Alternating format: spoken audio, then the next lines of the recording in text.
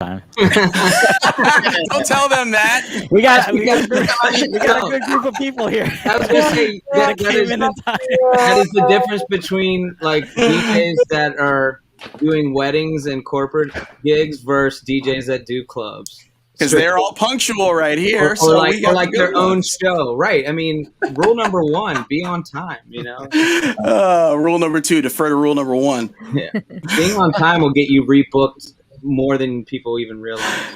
Oh man, that's so real. Beer. Does this look like a beer? Does it look like a soda? Nah, it doesn't matter.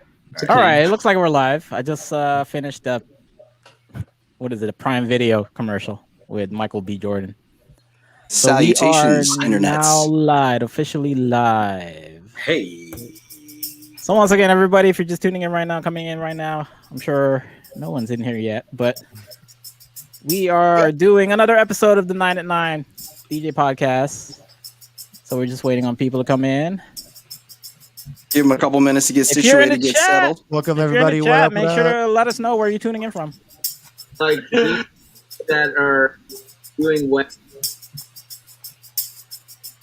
I have a confession to kind of spice it up a little bit. Ooh! Oh, here we go. Yeah. Let's start. Confession time. First time on Twitch. Not watching, but live on Twitch. First time. Oh wow! Welcome. We have a we have a Twitch virgin. Twitch virgin here. Okay. Welcome to the family. Man. Yeah. I'm gonna join you. I have a Twitch account. I check out other people. This is my first live stream. First time on Twitch too. Wow. Nice. Awesome. Nice. Well, we're happy to host this one with you guys. Appreciate you guys joining us.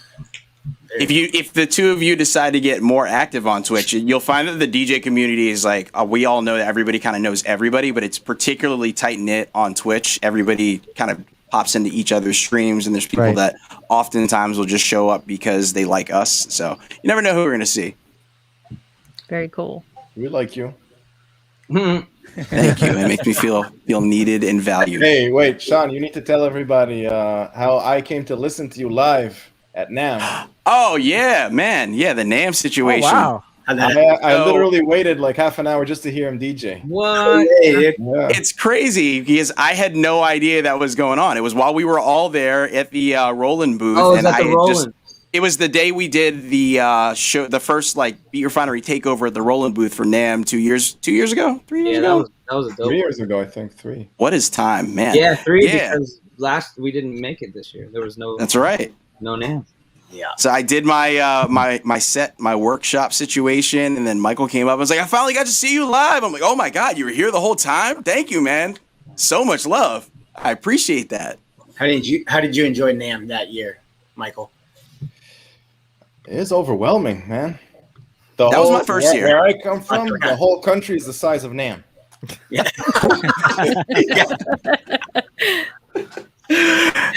What up, Salutations, DJ Barnacles? Barnacles. Brian, do you go to NAMM every year?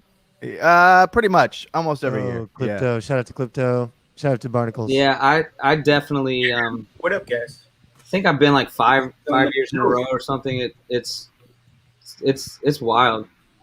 It's gotten better. The DJ stuff's gotten better out there. Like the culture of DJ, not just like the equipment and what's the newest gear, but like all the once they started getting a lot of the battle DJs to start coming out and doing more like true battle showcases, that it really I think jumped up a little bit, and like a lot of guys started coming through and definitely made it a little bit more, in my mind, a little bit more legitimized when you have like Qbert and Craze showing up. Oh, that's dope. Yeah. Yeah. Bad. What have you guys heard about like any of the DJ conferences this year? Or is it gonna happen, or is it gonna be virtual again, or like as far as like I think the Expo and Mobile Beat and all the other ones and all that. Right. Well, Mobile Beat's no longer, so they sold their show actually. So last year. There's a new show I heard about, something collective something. I don't know the name. Yeah, I don't know about that one either. No, but like as far as the mass ones, there's Marquee, which is in Chicago. That's coming up in like June. And then the Expo is in August. As far as I know, that's still on. I think still on for August in person. I Like saw, Age of I saw Jay's post today about Jersey relaxing everything, so I assume that's good news. Yeah, I was gonna nice, ask nice. Expo. He's our Jersey resident. He should know everything that's going on. Give me all the CDC rundown of every county. So the governor called me today and he said the expo is still going to happen.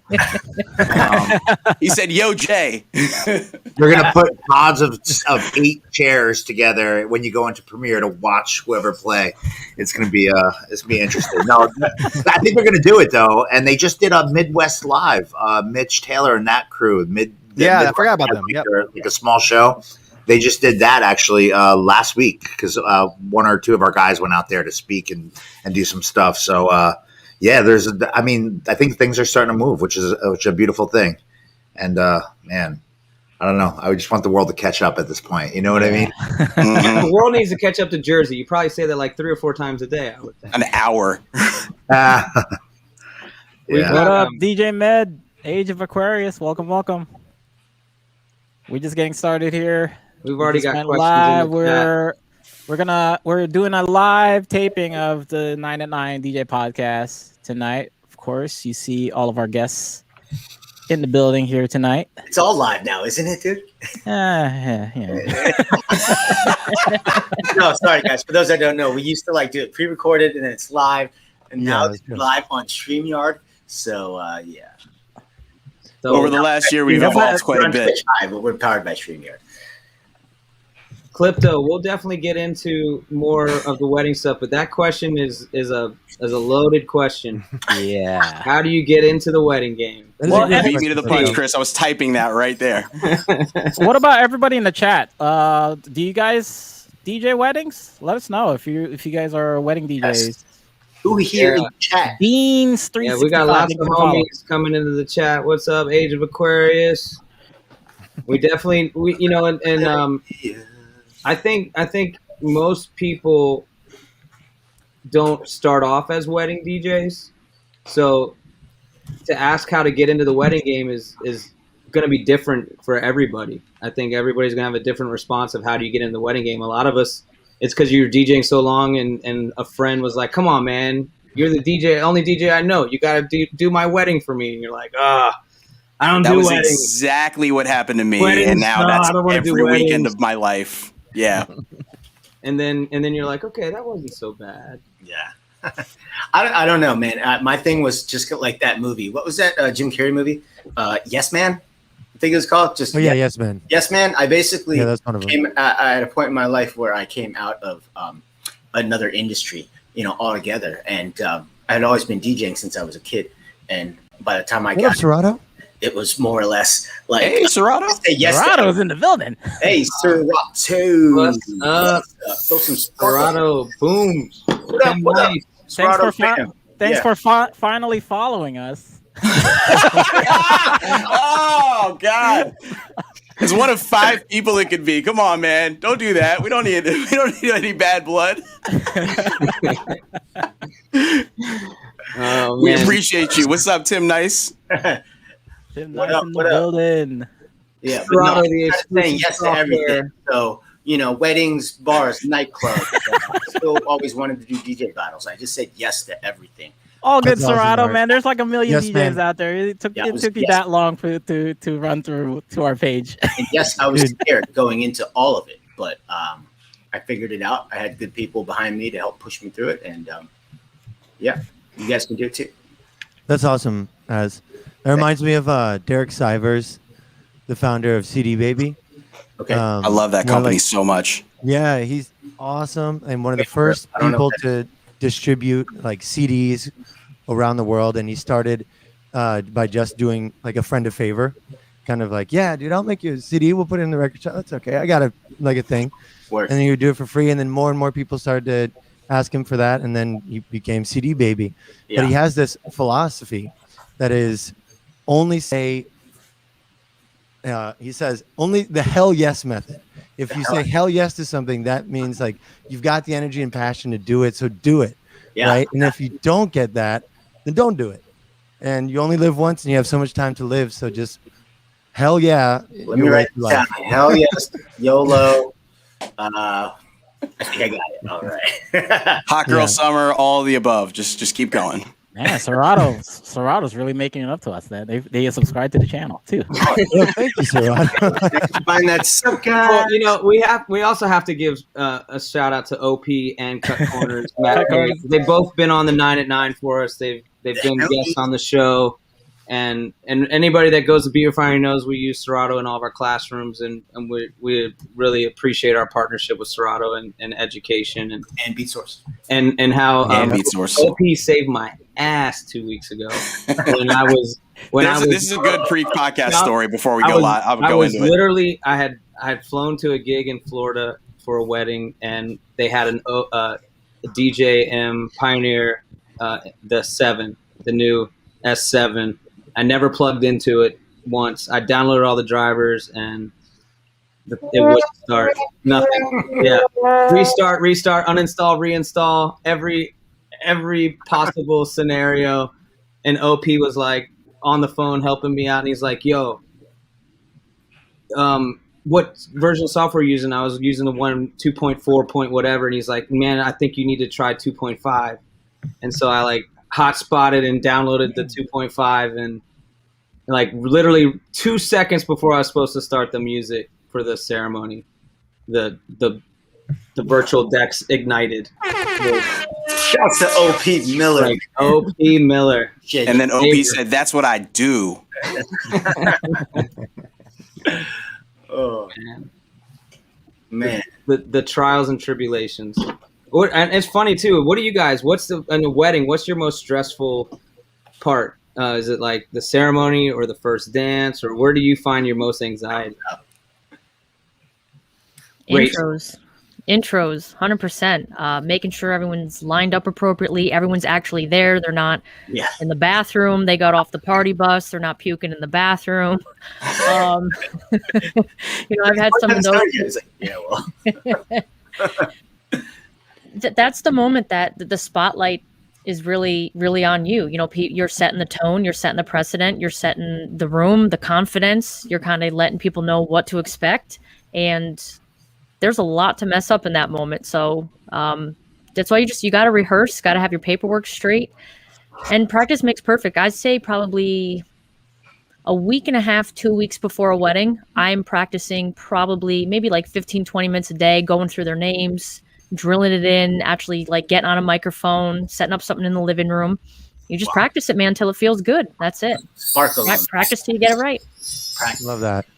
And again, stuff like that for me was part of the challenge. Was I guess overcoming the microphone and learning how to command the room and just being the master of ceremony at that moment, and just kind of having the confidence to just know. It's like, normally I guess everything else in my life, like I don't try to tell anybody to do anything. Then all of a sudden they're like, you have the power to tell them to do this. You're in charge of the whole situation. You want me to do it? I'm like, okay, here we go. Ladies and gentlemen, blah, blah, blah. And you're just like, oh, okay, they did it. Learning how to write phonetically is the key when it comes to intros. So I always like, once I write them phonetically, that's it. I don't write their or type up their real name. It's just all phonetic spelling from then on, once I do my intros.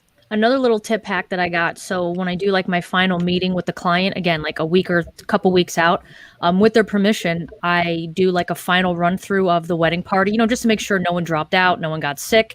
And then I have them say the names and I record it with my phone. So that way I can like re-listen to the way that they pronounce it.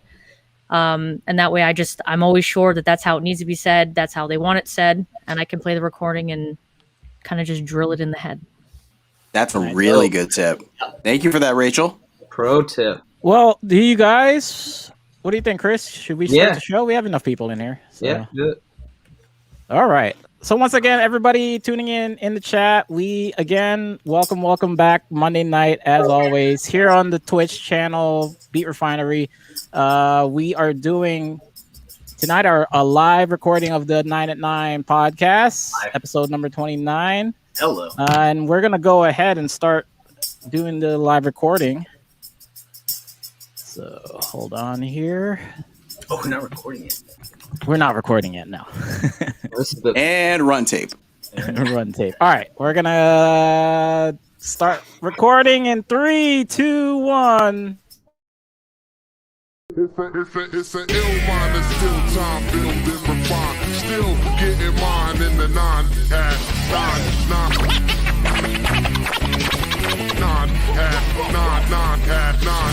Build and refine, build and refine, build and refine. Still getting mine in the nine hat, nine.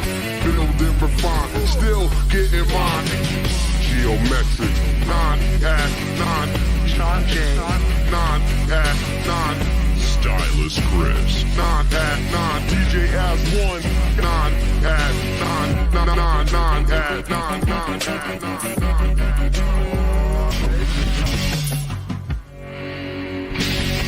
Don't touch the dial, you heard? What's good, everybody? DJ Geometrix here. We are back with a new episode of the 9 at 9 DJ Podcast, the online show with 9 DJs on a roundtable panel discussing today's DJ topics. This show is brought to you by Beat Refinery DJ School at Bach to Rock. Learn how to mix, scratch, and make music by visiting beatrefinery.com. We have school locations nationwide.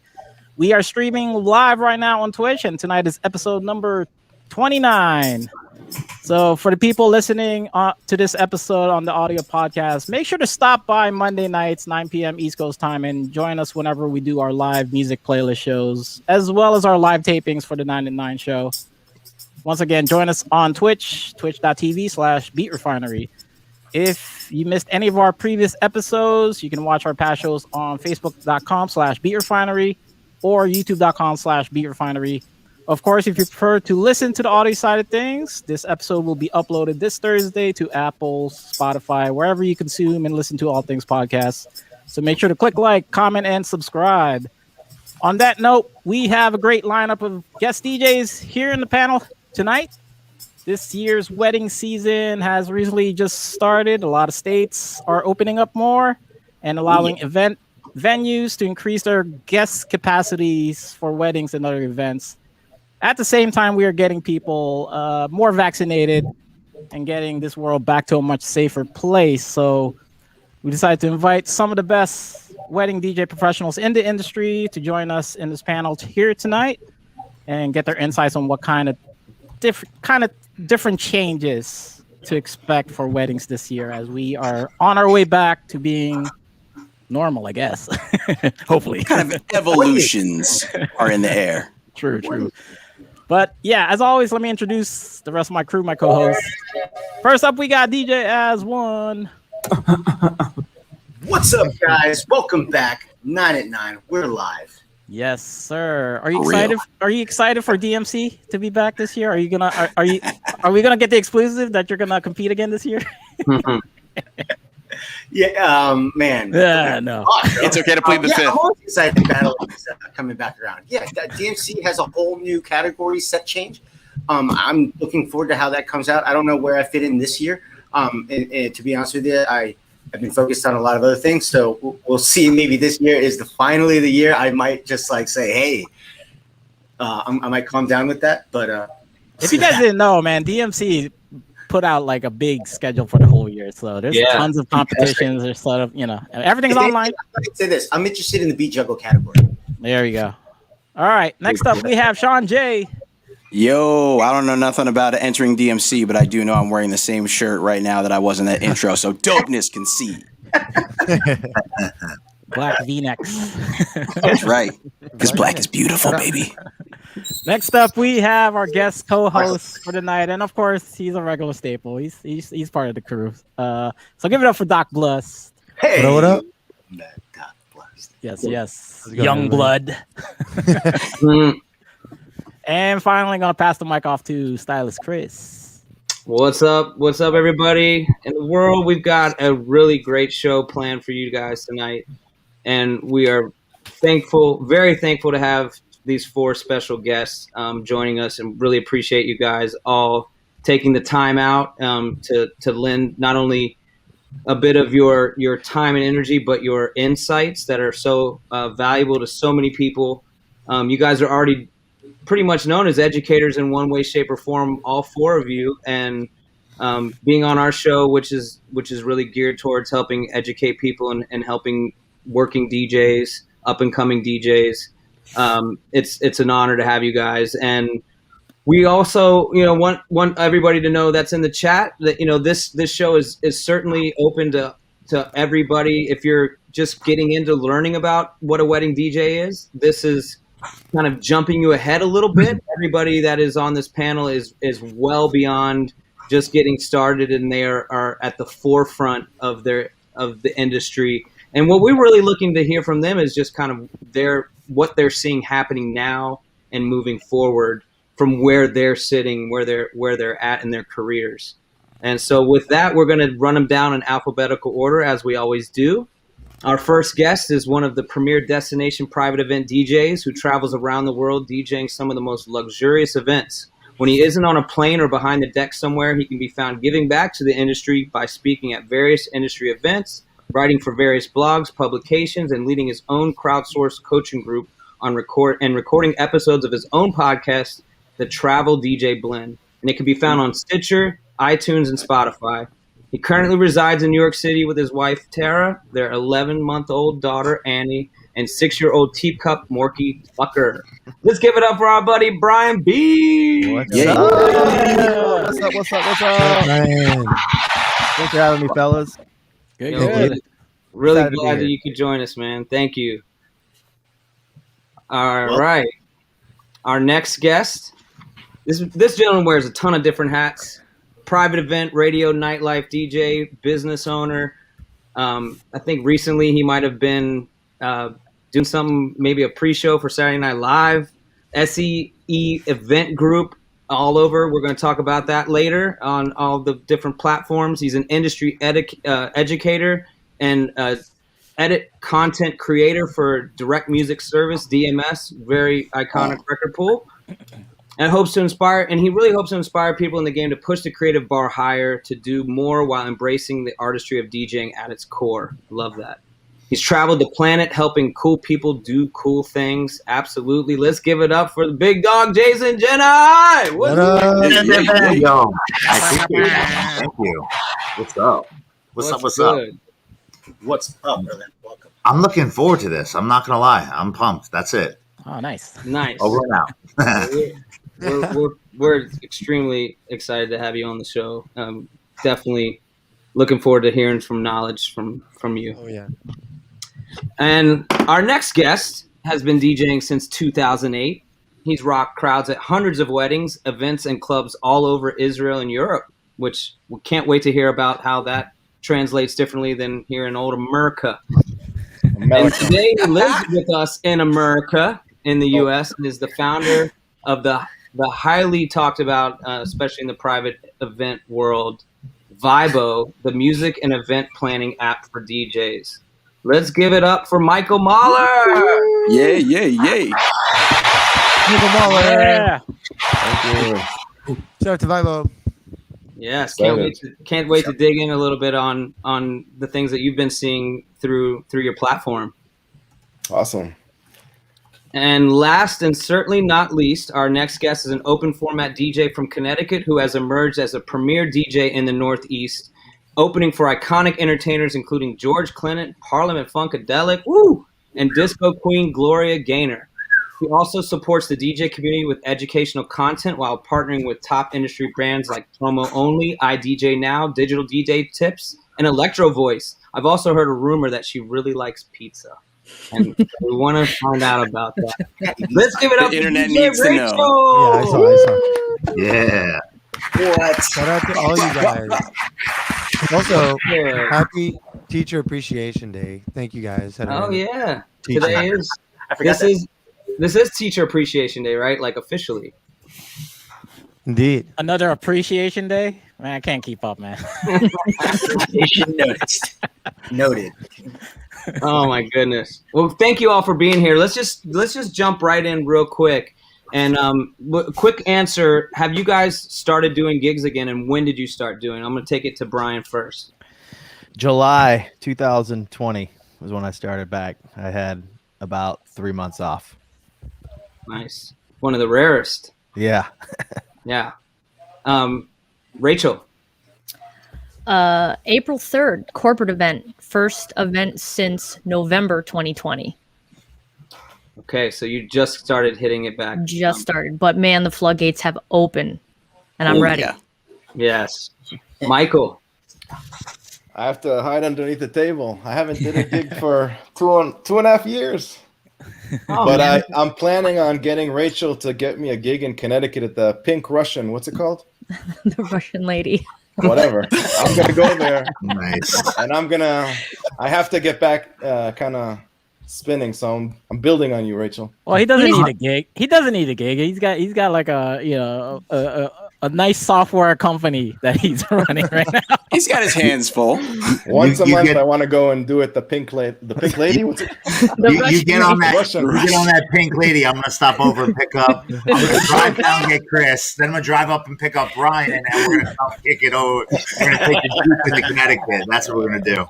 Well, why do I not remember it? Because the name of that club has been terrible for me because people assume that I'm a Russian lady. Like, so all the time I get messages, do you speak Russian? People ask me to translate stuff. It's like, no, that's the name of the venue.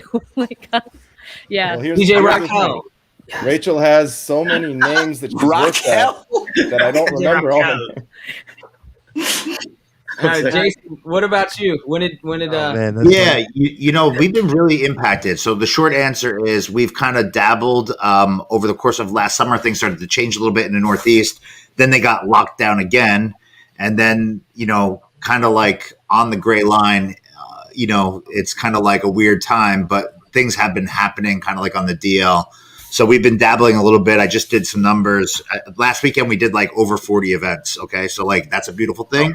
But like that was the busiest weekend that we've had in over a year by far. You know what I mean? Like things are just, it's like the Wild West right now in the Northeast because with things changing, people are just trying to get it in because everybody's been so displaced for so long. So along the way, it's been dripping in. Like 2021 has just dripped in the whole time. You know, it's like pop-ups here and there, little things, you know, but not like this past weekend. This was the first weekend we actually rolled, which was good, you know. And you said 40 events this weekend? 40 weddings. 40 weddings. Yeah. Yeah. Wow. That's major. So 40 DJs, 40 weddings. Yeah. Well, they started on Wednesday of last week. So it's just, it was kind of crazy, you know, so like things are moving right now. Like I've never seen them in my time as a DJ. So.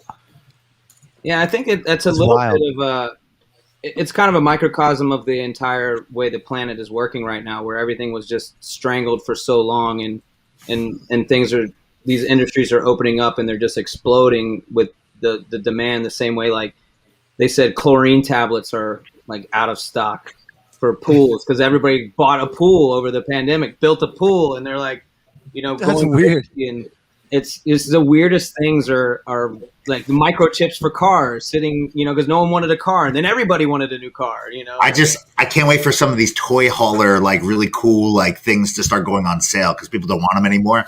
I want to like scoop one up for something. Yeah, you know what I mean? That's like, good. Load it up with speakers. I've been wanting to scoop like one of those toy haulers for a while now and convert it into a camper though. but that's my hobby.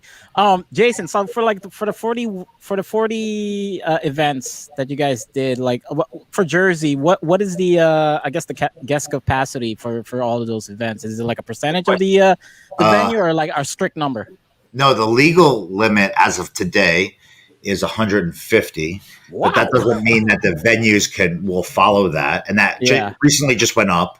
And then today the governor announced that it can go up to, I think, 250 indoors starting this Friday. And they are now allowing dance floors to open with like some guidance, which is impossible to enforce. So that's like a really good thing for like the Northeast kind of like corridor, because in that it's Jersey, New York, and essentially Connecticut as well. They kind of always work together. And then, you know, Pennsylvania hopefully will be like right after them or in line with them as well.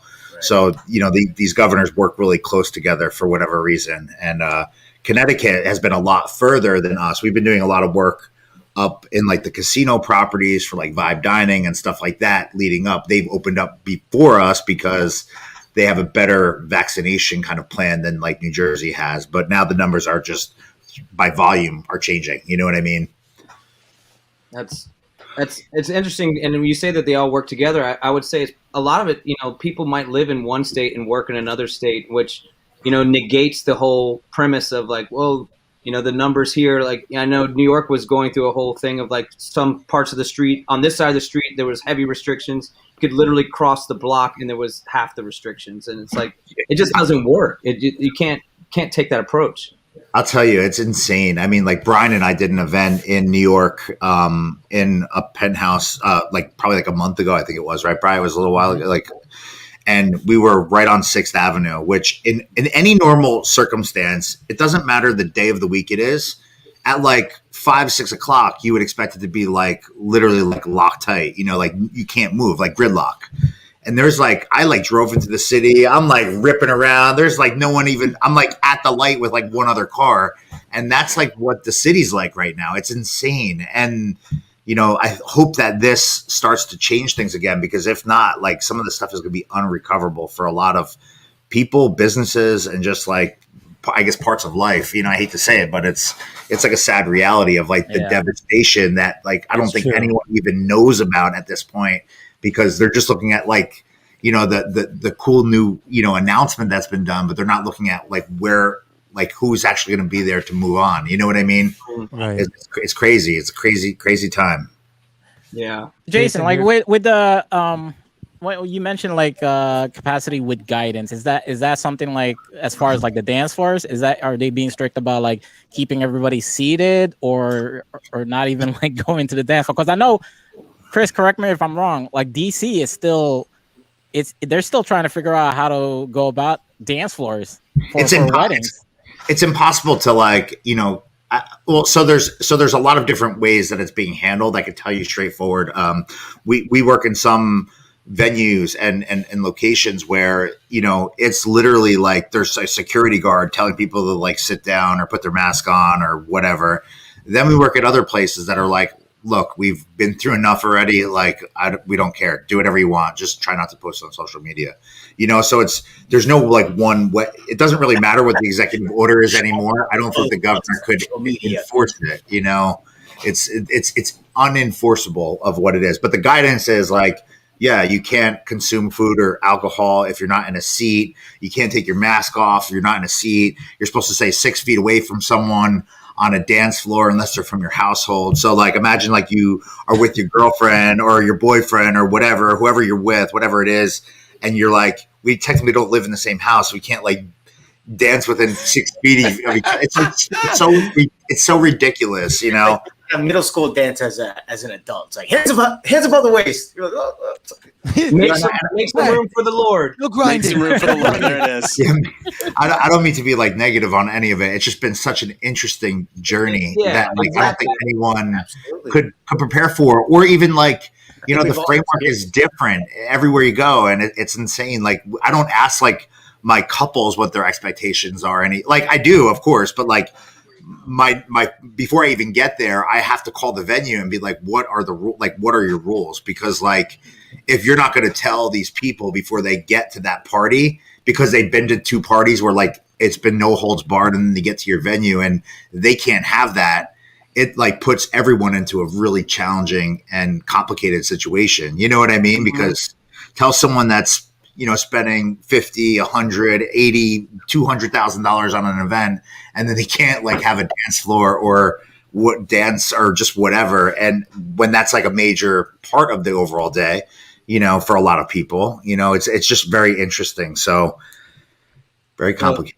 It's odd because there's the expectation that if you plan everything to a T, and I think that's a big part of all of us that do mobile events, if you plan everything to a T and just follow the plan, you're going to be good. But to have that expectation and then see that people just kind of fall into old habits, you really have only but so much control. But I'm curious, Rachel, since you're in Connecticut, have you seen the same thing? And I guess the question was asked in the chat, are you seeing full dance floors since you did your first event back in the beginning of April? What was that looking like for you? So I haven't done a wedding yet. My first wedding will be June 12th. My first event was a corporate event, which was really kind of low key. They still did the mask thing because you also have that I don't want to say like that public persona, but as like a brand, right? You're a corporation. You kind of have to support what the media is putting forward, and even if you feel that you want to open up and take masks off, people are doing their due diligence and trying to make people comfortable and stuff. So that was still real low key and kind of like a weird vibe.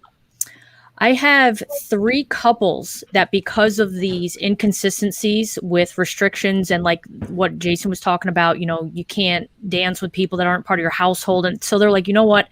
We're just moving stuff to 2022. I don't want to deal with it. I don't want to hear the word COVID. I don't want to wear a mask. I don't want any chance of any weirdo stuff going on anymore. If I'm paying this kind of money, it's going to be the day that I dreamed of. And if that means I have to wait another year, I'm going to wait another year. So I've moved 2 couples almost 5 times. They booked me around 2018, and I'm pushing stuff to 2022 and 2023 because they don't want to deal with it. Wow, 5 times. That is rough. That is wow.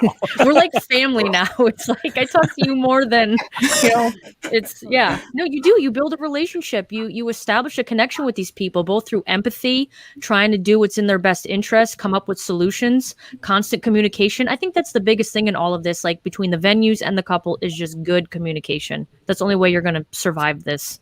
Yeah. Well, I mean, and that's a testament to how you become successful in this business anyway. And in any kind of service business, you have to have good communication with your clients. They have to.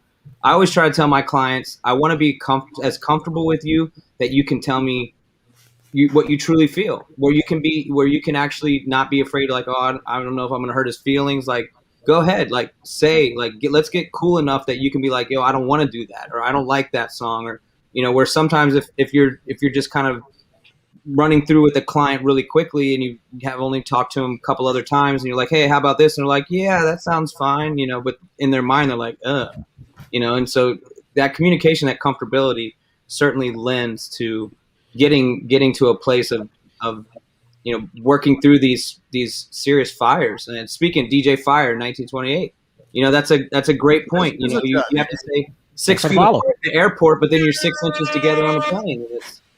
Or it's like in a restaurant, you got to wear your mask in the restaurant, but then once you get to the table, it doesn't live that far down the seats. It's like COVID can't get down to the table to your drink or anything. It makes you. We still have a curfew, so they opened up nightlife venues, and they started out at 10, then they bumped it to 11. Now I think we're at midnight.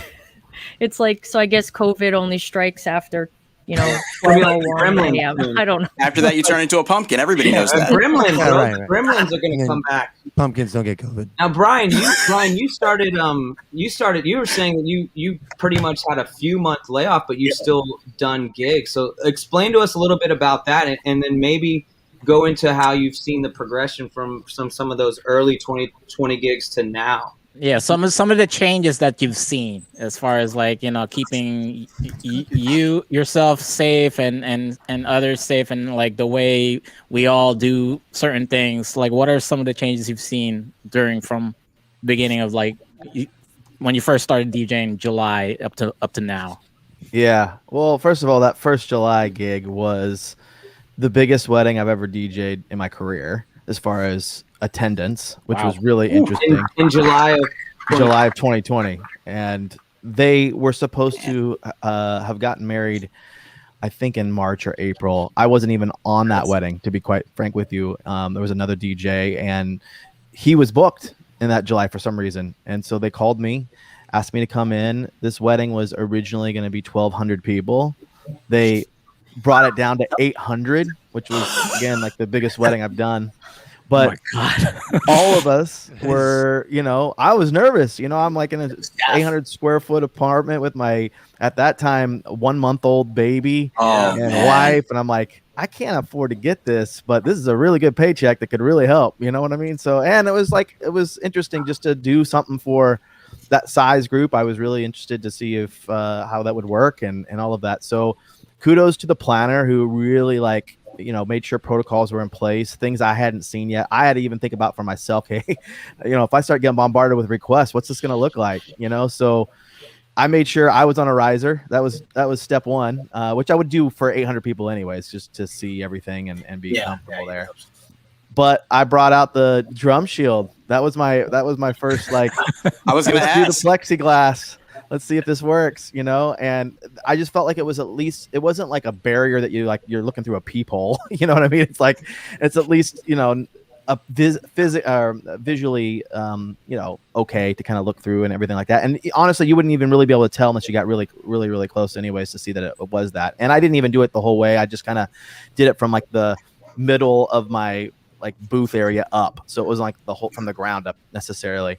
And honestly, like, one, I don't really get that many requests anyways when I'm actually mixing at a wedding, but this barrier was just enough where like literally like no one came up the entire time and everything like that. They had separate entrances to this. This was a tented on someone's private estate, and it was tented.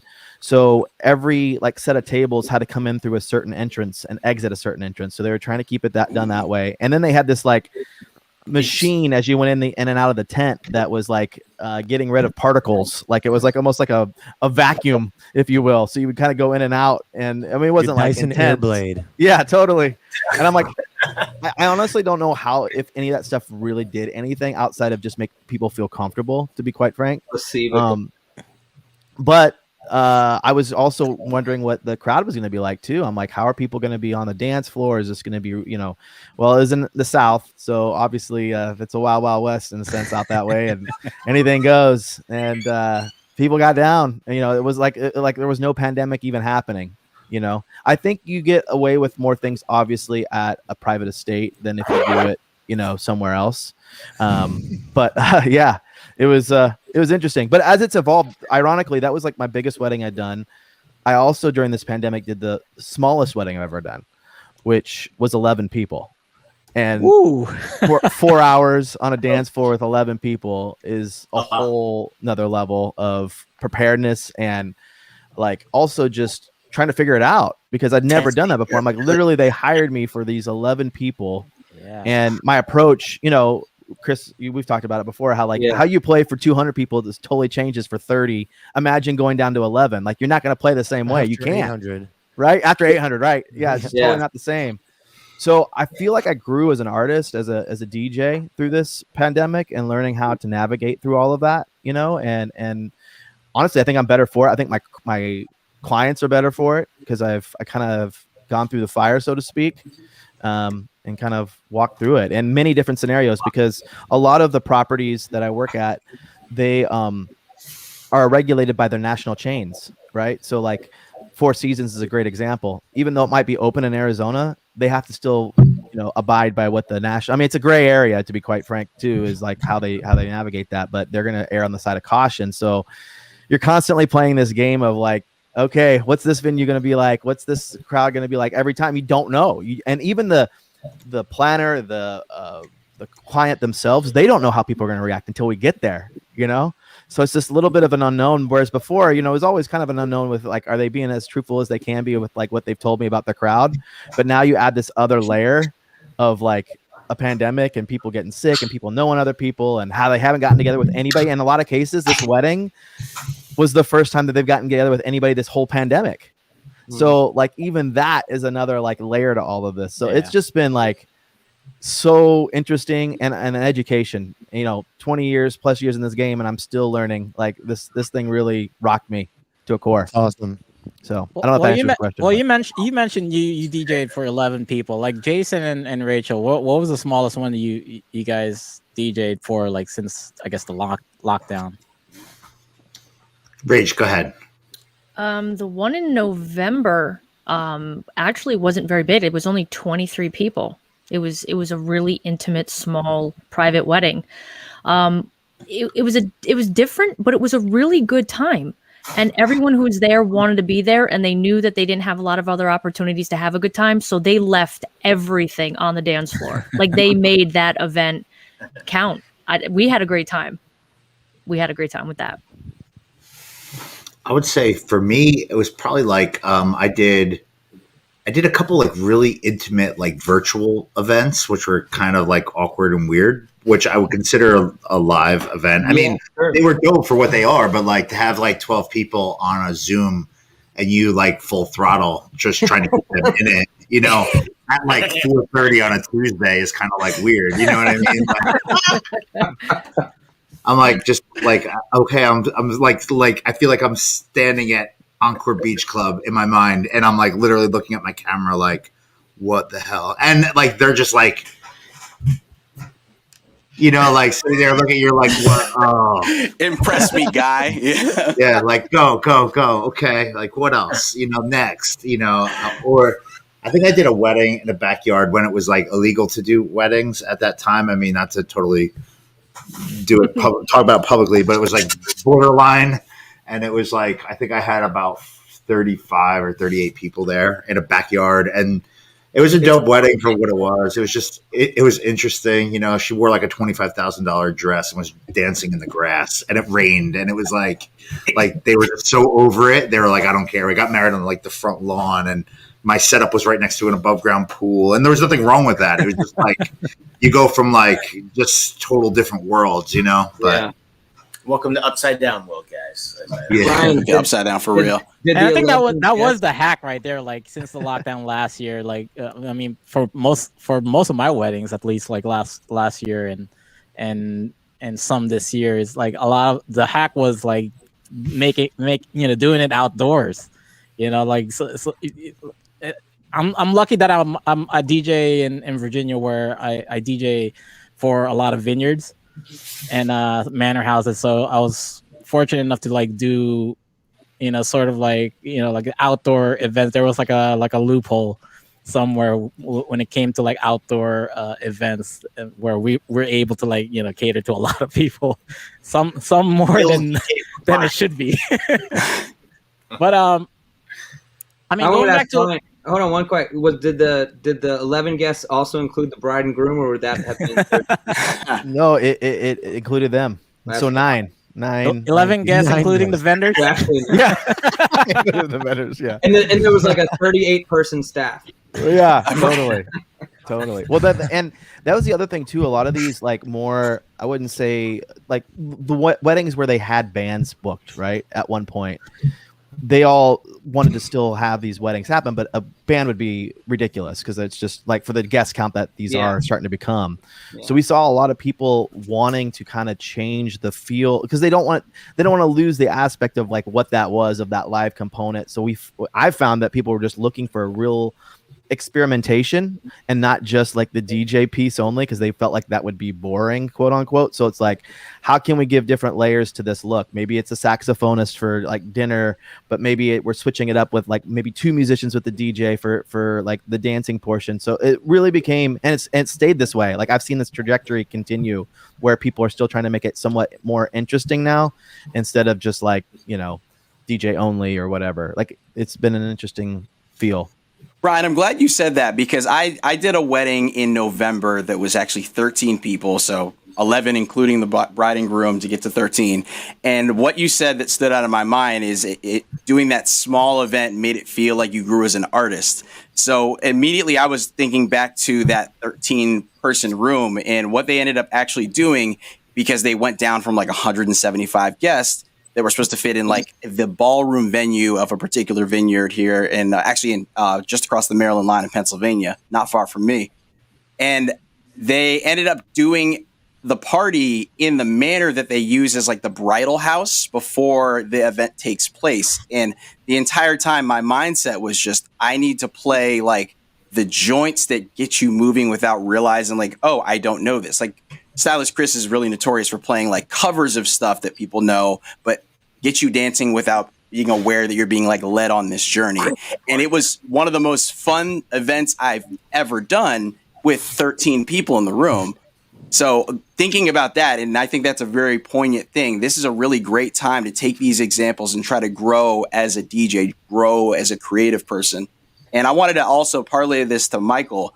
And if people aren't familiar with Vibo, one of the features that Vibo users have is you and your team put together a bunch of curated playlists, and that gives an opportunity for DJs who might not have a particular specialty in one style of music to reach for those playlists and offer suggestions to their clients. Have you seen any changes in music that people are asking for within that playlist, those playlists that you put together within the app? That's a really good question. I wish I knew better because it takes a lot to also like process the information that we're getting.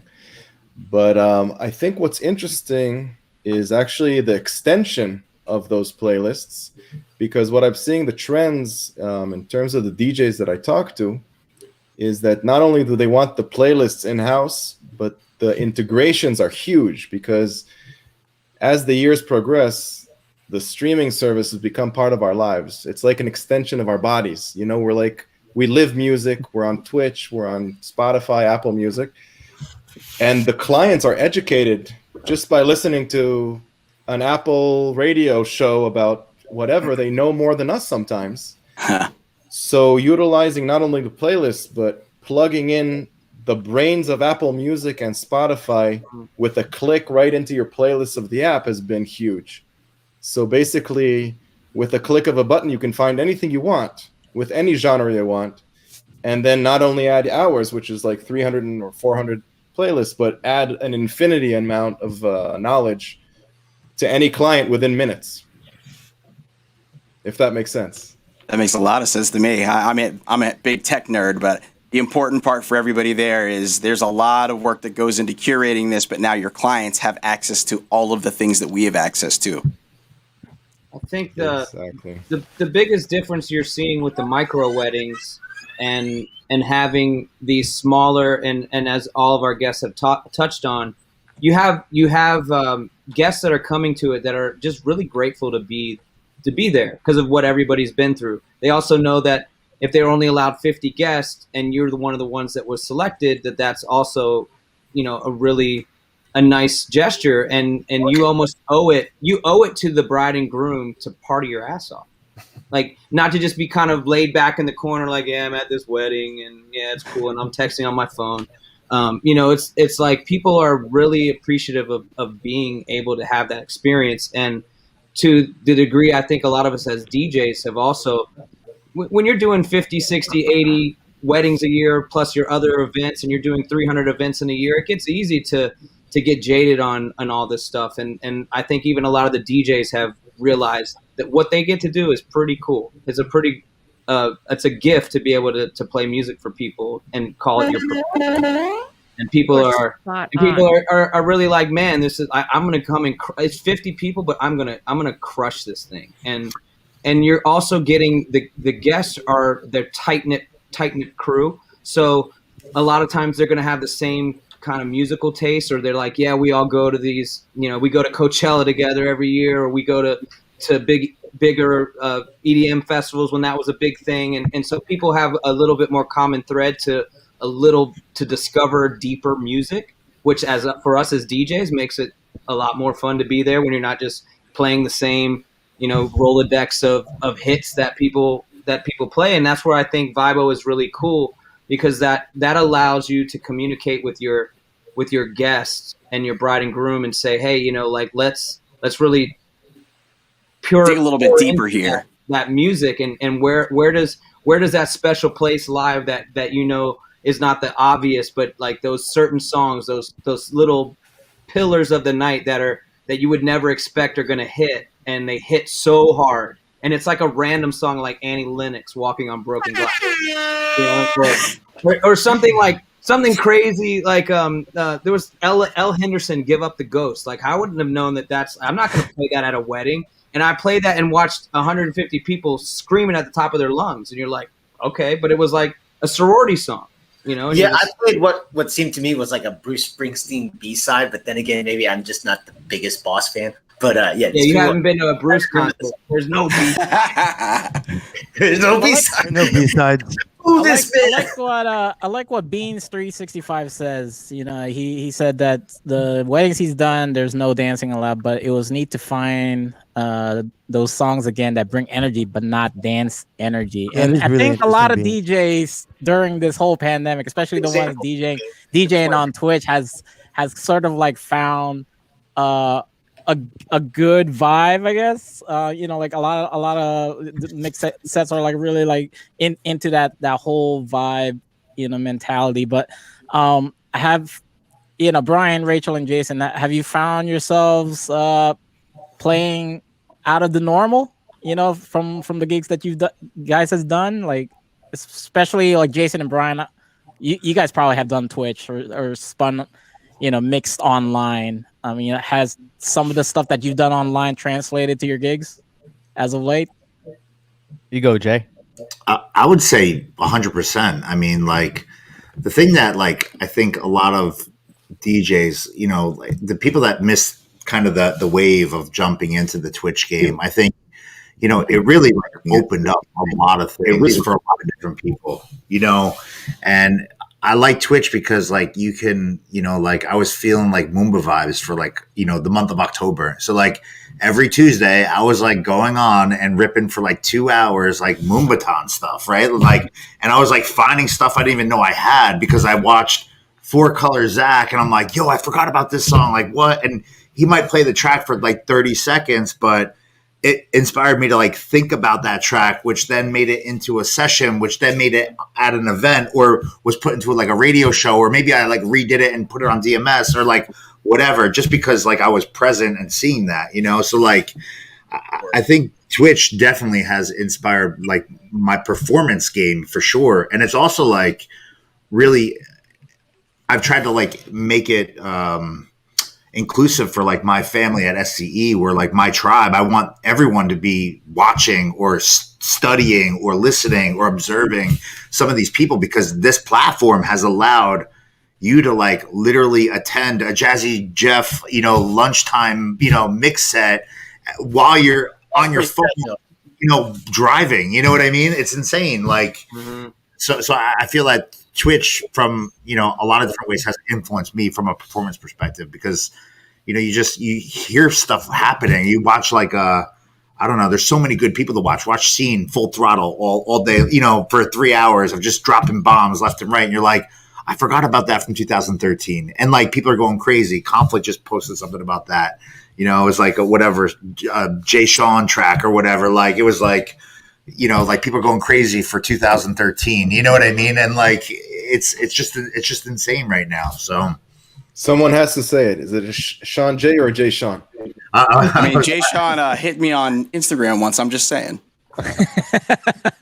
Nice. What about you, Brian? Well, I kind of did not get on the Twitch train as far as performance, just because that was like right when I was still doing like the Instagram lives, when that was like hot for a quick minute early on. And then we had this baby, and that like took up my life as far as like not trying to letting her sleep, actually. So I couldn't get on to do it in 800 square feet, just impossible. So, but to Jason's point, I was on Twitch all the time watching other DJs, where I'd be working. I'd be like, you know, not able to catch some of these folks. So to his point, you know, I feel like my game has gone up a ton just watching these other DJs, monsters in the game, who I just wouldn't have gotten a chance to watch, and, you know, curated music differently. I remember just like on a Sunday morning, like watching this guy, I forgot his name off the top of my head, but he's somebody in Brooklyn here who's like playing like, you know, Sunday brunch jazz vibes. And I'm just like watching him for 2 hours, you know, just, I don't know half the tracks he's playing, but I loved him. I was like, I don't know where I'm going to use this, but I would just have Shazam on auto, and it would just like, just always just like, you know, taking these tracks down for me to have in my library for later. So I love the platform. I hope it stays viable as we go on from this pandemic, you know? Yeah. Rachel, how about you? Where do you think your music selections will change from all the, you know, variouses of what's happening? So I didn't jump on the Twitch train only because, so I still work like a 9 to 5. A lot of people don't know that, but I don't DJ full time. So I still was having to do things, and I couldn't put in like the consistent schedule to get the following and stuff, but I did pivot, and I've been hitting radio shows across the country like something serious. On Friday, I'm on like 9 different stations from Florida to California. It's awesome, and I love it.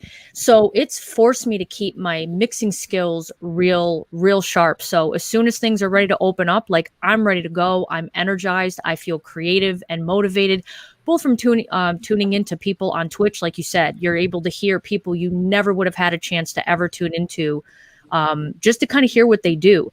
The other thing that felt really inspiring, and where I just have to like, bow down to the community was not only the hustle, but the pivot and how these people enhance their production levels. Like there was people, in this crap ass garage with a green bed sheet to 3 weeks later, they had high def cameras with 20 different angles. And they finally figured out how the hell to use a music interface so it didn't sound like hot trash. And they figured it out quick. And it just was really impressive to just see the production value of these streams go up. And now it's man, I'm impressed. Just to jump on the tech, figure it out, right, wrong, or indifferent, and just put on a damn good show. So bravo to the hustle that I saw out there. I respected it. Yeah, and DJs are always, I think the one recurring theme on most successful DJs is they're hustlers. They work hard. They always are looking to innovate and create. And as Geo likes to say, he's like, yo, if you don't know how to market and you're a business person, you're not a business person. Marketing is something that is so important. And if you don't know how to do it, you need to find somebody to do it for you. And, and some of the things that I see, especially Jason, some of the events that you post on your Instagram and the sheer volume through your company, SCE, and the ability to pull in so many different vendors into your and offerings into your company, which we used to, on a previous episode, we were talking about how a lot of DJs try to do that and they do it half-assed, and they're like, yeah, I can do a photo booth and lights and all this stuff, but then while they're trying to DJ, one light's flashing on and off and all kirked out, and then the photo booth is misfiring, and it's if you're going to take on all these different hats, you have to be able to have the structure to employ other people within it. Well, you have to have a good team too. Yeah, the logistics of putting all that together with a good team. And so the question that I wanted to lead into with that and also bounce it around to everybody is do you think that you'll see people coming more to the DJ for more of these services, like the one-stop shop, or do you think that it's going to really up the game of the guys like yourself and your company and kind of separate even more? Well, I mean, first off, I appreciate the nod and the kind of acknowledgement for the hustle that goes on at SCE. I mean, we work really uncomfortably hard at making things come together the way that it comes. My goal with the business is to inspire people to dream bigger. And my goal as a person is to push people to where they want to be and where their goals are, to help my crew obtain what they want. And, I want to show that you can do production-based boutique events at scale, if you have the right mindset and tribe around you. And that's really what SCE is about. So I think, we are a little bit different. I mean, a million people could offer a million different things, but it doesn't mean the same way, right? It's just like any, all 9 DJs on this, Brady Bunch screen that we have here on StreamYard. You can give everyone the same 10 titles and an artist of tracks, and we all are going to interpret that our own way, which could line up to be the same, but most likely I'd bet anything to say it will all be different, in everyone's own approach, technique, and just mind unraveling this stuff. I think with the circumstances of the world that we're in right now, I think people are in search of excellence. And I think that although our industry has been traumatically impacted as a negative, there are so many other industries that have thrived and have really taken things to the next level. So there is an abundance to have to have big events for some people.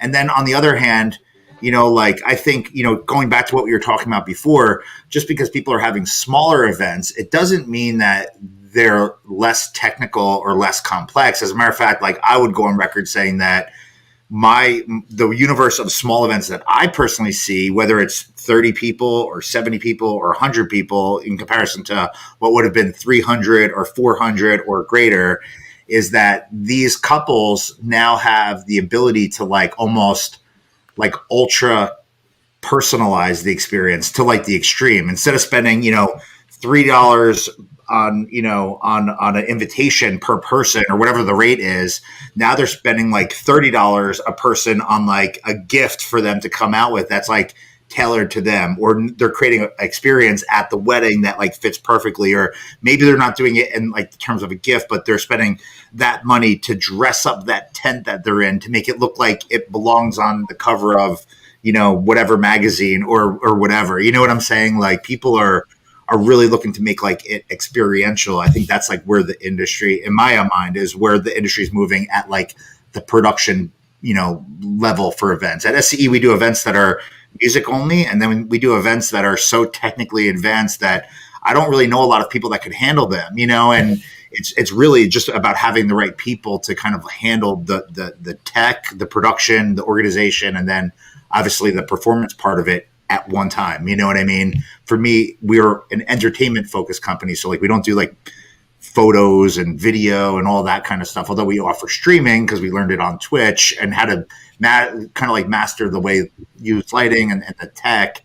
We can now offer that to our couples or clients or whatever, but it's a little bit different. You know what I'm saying? Like we don't do cinema, right? Like, so it's totally, I don't know if that answers the question or I made it more complex than it needed to be, but no, it's good. It's good. What's your take, Brian?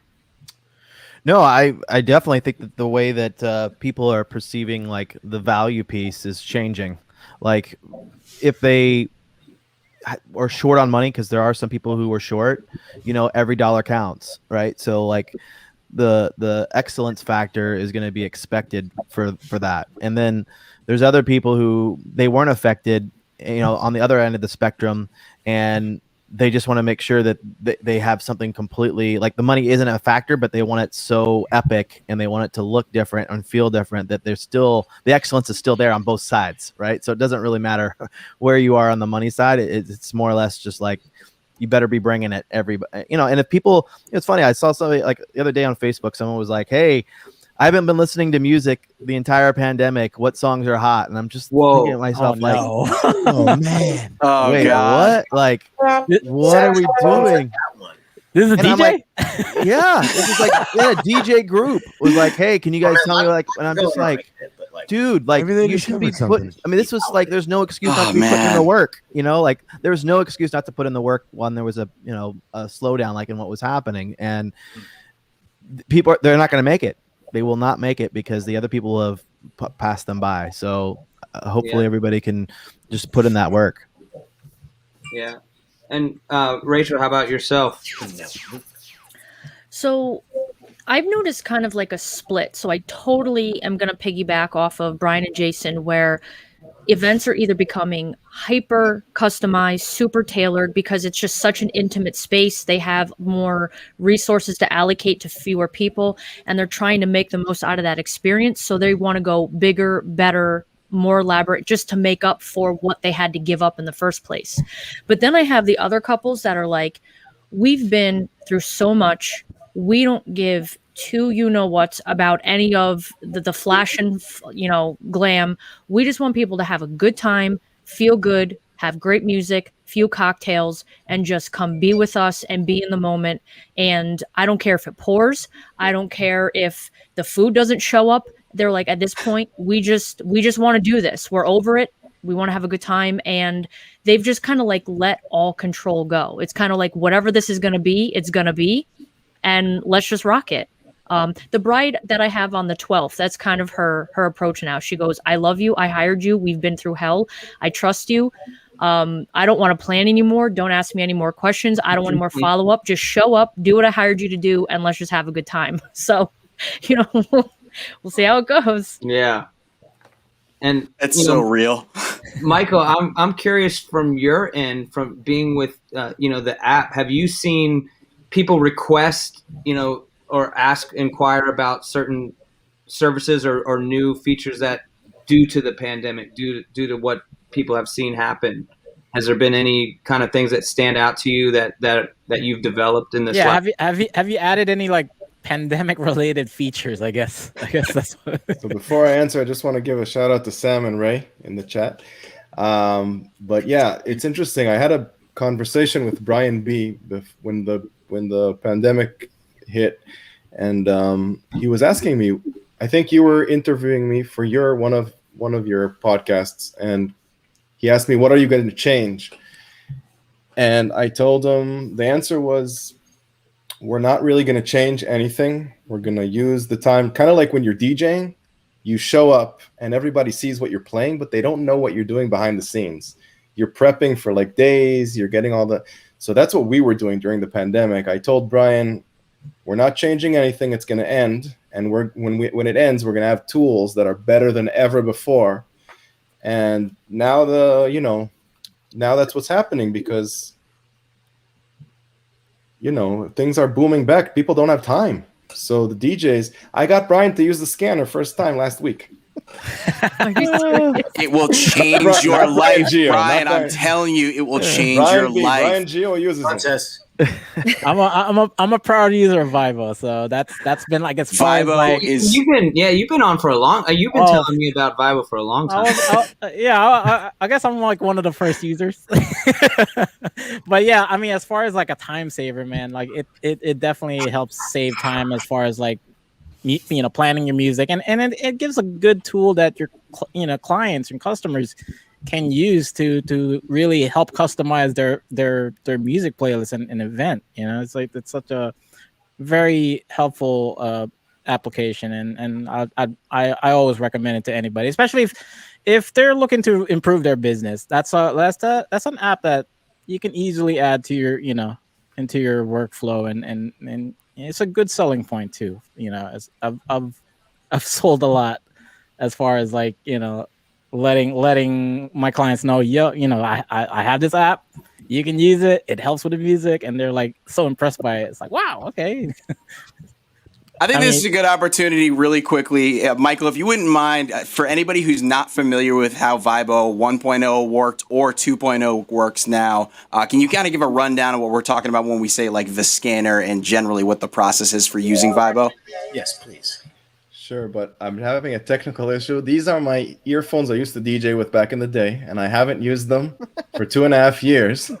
And now I was like, I'm getting in a room with 8 DJs working. I have to look cool. So I can barely hear you guys. I'm stressed out. And I'm trying to Michael, you can just wear that and have like iPhone earbuds like underneath. Am I allowed to change to this without people getting mad at me? Yes. Do you still believe me? I used to be a DJ. I'll hold you to your word, sir. Okay, let me switch for a second, and then you'll have to repeat the question because I can barely hear anything. You're gonna need to update that shirt, though. You need to look put awesome, the headphones on the shirt. Yeah, Dude, you look great. Okay, give me a second. Who else uses Vibo? Rachel, Yeah, you use it, Brian? Day cool, one Rachel. game changer. Nice. Yes. 1,000,000 times yes. Can you still hear me? hanging around. Yeah, Yes, we can. Yeah, I might have to get on my. Oh, this is so much better, guys. All right, this is perfect. So repeat everything you said in the last hour. I didn't hear a thing. Start the show over. Rewind selector. All right, so while you were transitioning the headphones over, this is a perfect opportunity. As one said, I might have to get on this Vibo thing. And we were talking about the scanner earlier and how that is a convenience feature. Huge time saver. I'm going to say that one more time. Huge time saver. You don't have time to be wasting with all the extra stuff. Can you run people who are not familiar with Vibo and how the scanner works and just generally the app works, what that process looks like for the DJs? Of course. So basically what we're trying to do is take the workflow that we're used to, whether it be a different planning tool or pen and paper or our PDF, and turn it into like my background is I used to be not everybody knows this about me, but I used to be a commander of a warship back in Israel. Whoa. Yeah, no, not everyone knows about it. And when I was You there, I can't was get your dreaming. headphones to work. I know. I had Blow your soldiers that ass would up, tell me though. what to do. So, and at the end of my career, I'm like, I can't do this anymore. I have to be a DJ. I can't do this anymore. I started spinning on there's these windows that spin against the rain when you're going into the rain. I'd start spinning on the windows. I was going crazy. Anyway, cut a long story short, we had a command center. Okay, and as I was in the Army for years, almost more than 7 years, I saw things evolving, you know, all these technologies. And we went from like having a gun that you had to like with the waves kind of try and hit the people like when we were practicing to this stabilized thing with that would do it for us. And it did the same thing and we used it, but it was a different technology. So kind of bringing that into the DJ world, instead of using pen and paper, the same concept, we're bringing into the digital world and using tools that help us become more creative and give better service. So kind of coming from there, how does it work? We're just taking all the information and putting it into an app that's easy to use for the clients, that's connected to where they're at, which means Spotify and Apple Music coming in a month. I said that 3 months ago and people recorded me, but I'm hoping really it is coming in a month. And recommendations and their friends, and everybody can and everybody could just do it easily on the fly. They pop it up, they Shazam, they see it in the app because the Shazam is connected to their Spotify, so everything's connected. And then take all that information and take it out to everything we're used to. So that's a PDF, which is easy to read at the event. That's finding the tracks that we have using the scanner, meaning it'll actually look for what you have on your machine, on your DJ computer, and match what the clients wanted to the remixes that we actually play. And with Vibo 2.0, it actually knows what we played on Virtual DJ or Serato or other softwares, so it's much more accurate. So it'll build the playlist faster so we can listen to the songs and get used to their music and prepare, not just find the songs. And then the third output is streaming. So as all the world is moving to streaming, we can already stream on Serato or other, you know, if we were using Virtual DJ, we got Beat Source coming into the play. And then when you export the songs, not only to your DJ software, your own tracks and the PDF, but also to Spotify, you can use other services to convert that into anything you want. So basically, there's no excuses to really preparing and coming, you know, with all the requests. Not to say we're playing anything. I'm not trying to change. A lot of people say, what? You know, we're going to get... No, we're just doing the same thing, but smart. And we have that command center that works for us and gives us all the information that we need to be creative and get every event, bring in 3 more events, because you're really, the vision, this is the last thing I'll say, the vision for the company is to just take the DJs to the next level and just make us even more creative, help us make the crowds happier by just being better DJs. And I think with 2.0, that's what we're able to achieve. And you mentioned you guys are adding in next month or in a few months, Spotify integration as well as Apple Music integration. Because right now, right, I mean, from what my understanding, a lot of the music comes from like YouTube. At least on my right. The import is now automatic from Spotify. Nice. We're adding Apple Music import automatic as well. Nice. Okay. But the database is no longer YouTube. So the way the technology works is we have our own database. And when you search for a song, it's searching through our own database. But if it can't find it, it'll look through other ones. And once it's added, it builds a profile for the song. So it's going to say, this name, you can find it. If you're a Spotify user, fine. You like to use YouTube, that's okay. We welcome all the streaming services. So if that makes sense, it's just the name is ours, and then we point at other services. Nice. That's awesome to hear. Let's talk about like I mentioned before, like that was like if for a lot of DJs, adding Vibo to your business can help improve it, because like it's at some parts of it, it's also like a CRM. As far as like keeping tabs with all your events and customers, and of course like sending that event planner out to your clients via the app, and they'll be able to help add all the information, all the details from their events or weddings that you need to know as a DJ. For let's start with Jason. What's probably like one thing you and your company did to improve business, during this whole pandemic? Soon as like the day after the shutdown or the day of the shutdown, I tackled revamping and just updating internal processes regarding automation, and really focused in on Event Planner, which I think is by far the best software that's available to like the DJ universe when you're doing like I guess mid or larger style events at scale, right? So we went through and I worked with shout out to Eric Massengale. He helped me with a lot of stuff, and just went through and tried to figure out, if we're not going to be in the office, how can I continue to like run my business with communications if like we're not able to like physically be in front of people or to whatever. So like literally it was just like hunker down, and the biggest kind of like project on my plate was revamping and really dialing into like the automation capabilities of that platform.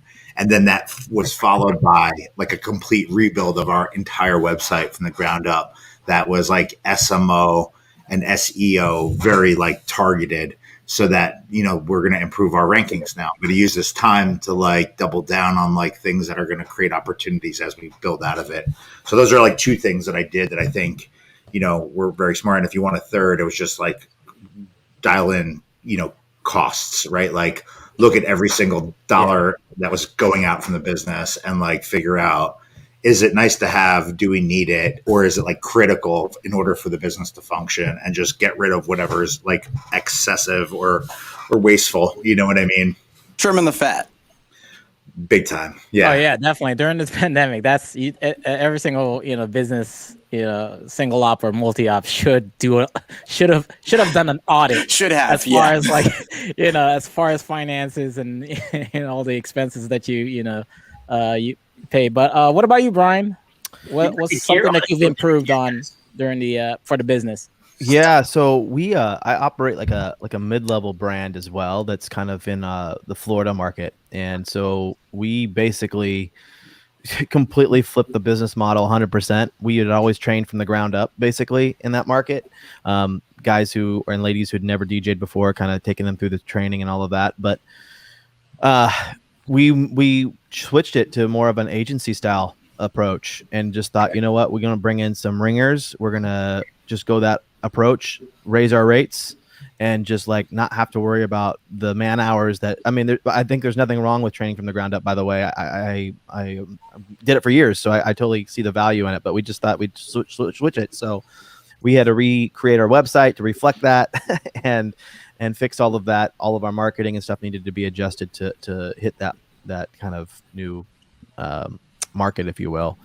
So that was big. And then similar to Jason, we went through our CRM as well and just like made sure that cleaned it all up. It's all the spring cleaning, right? That you just never have time to do. And normally this would have been stuff. We would have been in season, when all this hit, and this was still been back burner. So I was like, this is the time to go through it and clean it all up, because when we do get back, it's going to be gangbusters. And sure enough, it's been that way. So I'm just glad that we got a chance to get through all of that. So those would be two biggies for us, was the CRM side, and then also just the revamp of the entire mid-level brand. Rachel. What about you, Rachel? So as a solo op, I obviously have kind of like a different approach and different, business model to worry about here. But I would say my biggest business shift was accountability and cutting out the excuses and things that I said that I never had time before. I put myself through pretty much like a DJ boot camp.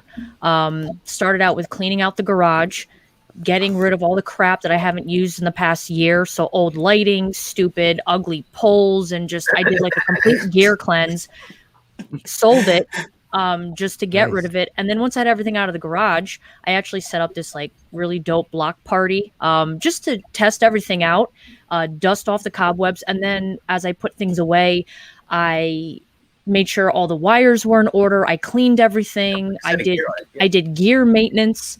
And then like this boot camp that I did, I kind of put myself through, all right, right now, this happens. What are you going to do? This happens. What are you going to do? So that, you know, when things opened up, I would feel confident in any situation. I could troubleshoot my gear. How many times do people buy something and all they do is turn it on? You know, they hit play, they know a couple things in here, but they don't dive into menus. They don't understand how to update things.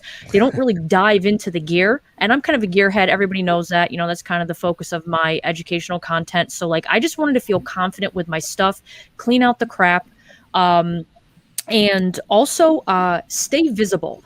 Right. So I actually don't have a website, and I know people think I'm crazy, but all my book work is from word of mouth, referrals, and social media, and it's worked fine for me.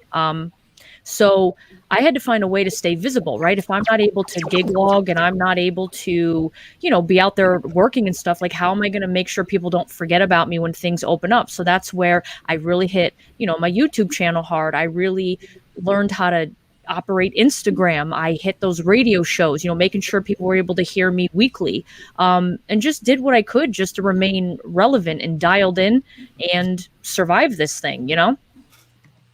Rachel, one thing that I'm glad you brought up your YouTube channel that you emphasize, I'd like to ask if you can go in a little bit more detail, because you put a great video together talking about troubleshooting and preparing for the worst case scenarios. You had a situation where a laptop died on you in a nightclub, right? Oh, yes. I know the exact video you're talking about. Yeah. So because 2020, right? Like everything bad happens in 2020. It was about 3 weeks before the pandemic hit. I was at the Russian lady. I mean, the pink lady. That was before we started recording this. And I was in the club room. It was just like the worst thing ever. It was literally like the stroke of midnight, peak hour, rocking out, having the time of my life. And I just got this brand new Razer laptop, spent like crazy money on it. And out of nowhere, the music just stops. And for a second, it almost is like, you know, what's going on? And I'm looking around, and then I kind of look up and I go, oh my God. I got the blue screen of death, you know, with the little Windows sad face. And I go, like, what is happening right now? Of course, it felt like an hour, but I'd say I had my thumb drive pulled out, plugged into my MCX 8000, which is a standalone unit. It was kind of like one of the first of its kind. They've come a long way now, but it still does the job. Plugged in my thumb drive, and probably within, I'd say, 13 to maybe 25 seconds, I had some jams on. Really wasn't that big of a deal. I died a little bit, but that reemphasized to me, man, not only do you have to have a plan B, but you have to feel comfortable with that plan B. It's one thing to have other options, but if you don't feel comfortable using it, it's not really a good backup plan. And I will all honesty, my DJ software is a crutch. Like, I love Virtual DJ. I love the features. I've been using it for almost 18 years. You know, I can use Serato. I feel a DJ should be able to play on anything, but you have your comfort zone, right? And then when I was going through that gig, I was sweating. I pulled it off. People rocked out. They didn't know a difference, but I didn't like how uncomfortable I felt using standalone on the 8000. So as part of my DJ boot camp, that was another thing that I put myself through over 2020. It's like, if you're going to use this, you better feel good with it, because you never know when something like that's going to happen. So backups, but also feel good about those backups. That's good advice. Nice. Really good advice. And that controller you were using was a Denon, right? Yeah, the Denon MCX 8000. Is that what Little Rock's using now on his Twitch stream? I think so. I think he got the Prime 4, Prime 2. No, the Prime Go. That's what it is. The I battery powered love one. those things. Those are the awesome. one where he's like DJing like outside anywhere, like walking around. Walking around with a Little Rock. Walking around with a little DJ for food or something. He's literally walking around Rockville DJing. Well, that's awesome, Rachel. Yeah, thank you for sharing those backup. Speaking of uncomfortableness, and Rachel was speaking on that earlier. Let's talk about how you guys have handled postponements and cancellations. So, Brian, like, what are some of the challenges that you've found in, you know, with your contract, as well as, like, you know, have have you treated cancellation of postponements the same as you would, like, say, before the pandemic, or were you playing nicey nice in the beginning? And Yeah, it's funny you ask about it because it's I feel like I've gotten better. I'll say that. Let's just start there, I guess, in that whole conversation, because quite honestly, we didn't get a whole lot of cancellations before. We didn't get a whole lot of postponements, maybe like one a year, or two. So, if I'm being vulnerable with you, like, our contract wasn't as buttoned up as it needed to be honest, This is the longest conversation we had in the. that is a big conversation that a lot of DJs have had. Yeah. So we talked about this one. Yeah, so we went through the process and cleaned it up, but there was a lot of uncomfortable conversations, and in a lot of cases, we try to do right by the client. That's always our goal, even if I'd rather be the bad guy on the front end with like the contract and come in as the nice guy and say, hey, I know our contract states this, but can we, this is what we can do. So, we needed to button it up more because it was more like we were the nice guy on the front end, unfortunately, contractually, and we ended up having to be the bad guy in some cases on the back end. But I mean, now we've flipped it. We're a little bit more strict on what we say that we're going to do, and it's for their protection too. I don't think we do it just for our own, but for them. And the other thing too is I feel like now, like, we've changed the focus of like our contract. It used to be just like, we led with like the event, you know what I mean? Like, okay, hey, you're hiring us for the event, you're hiring us for this date. And that's, to us, the byproduct of hiring the artist, right? Is the event. So now when they hire us, we're like, you're hiring the artist, you're not hiring us necessarily for the date only. And we made the focus the art and not the date. Oh, wow. That's interesting. That's awesome. It's really helped us because now we say, hey, part of what you're paying us for is all of the development that we're having as we're going through this pandemic right now, right? So like, we're putting in the work. You're paying us to be the artist that we're going to be on your day, instead of saying, hey, I'm paying for this amount of time for you to be here on this date. It's not about inventory, although that's part of it. It's more about the artist and the art, and we've really led with that, and that's been a game changer. So we really don't have those conversations as much. Good place to be. What about you, Jason? Yeah, that must be a nightmare for you. With for all those events and. Now, you must have that outsourced, or at least someone in your company, or do you have to take those calls all yourself? No, well, great. I'm thankful that I have some infrastructure. I have some infrastructure left to help me with dealing with stuff, but I do handle the I guess the escalation events. To date we've moved, postponed, or canceled over 1,500 weddings, over 1,600 weddings, to be honest with you.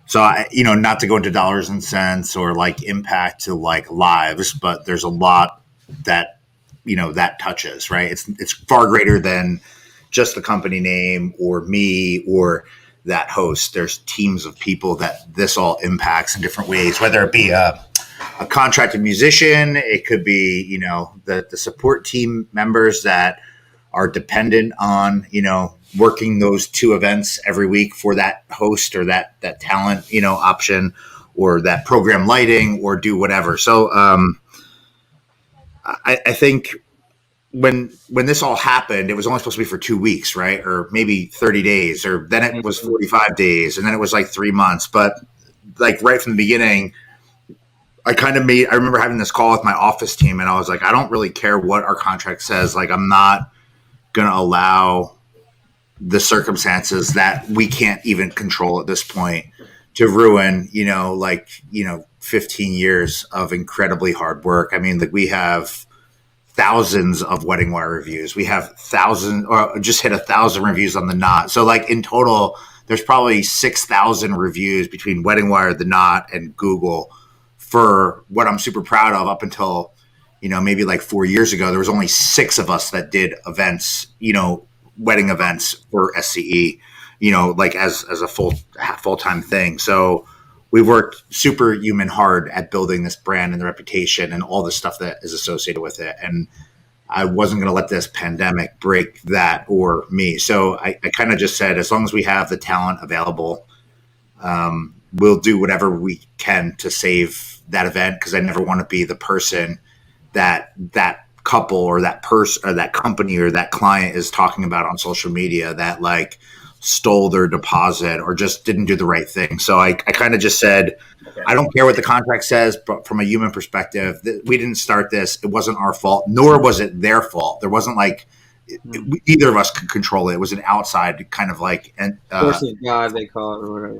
Right. So I just said, I don't care if someone postpones their event for 10 years. I really don't care. Like, we'll be there to do it underneath the circumstances that were booked at the time of booking. So I didn't realize like what I was putting myself in front of. Like, that was essentially like walking out with a blindfold in front of traffic, you know, in the middle of like, you know, the Parkway on a summer day in New Jersey. Right. Like, I was like, just like walked literally fast out there in Jersey. I don't know if you guys through a minefield of just mess. But honestly, I think from handling things a certain way, and having the relationships that we do with so many different people in our industry and with our couples. And, you know, it's like, I'm so grateful that, you know, the things that could have happened to us, you know, we really didn't happen. Out of all of the events that we've done, like we've had to, you know, do some things that I probably wouldn't have normally done under any other circumstances, like return deposits or whatever. But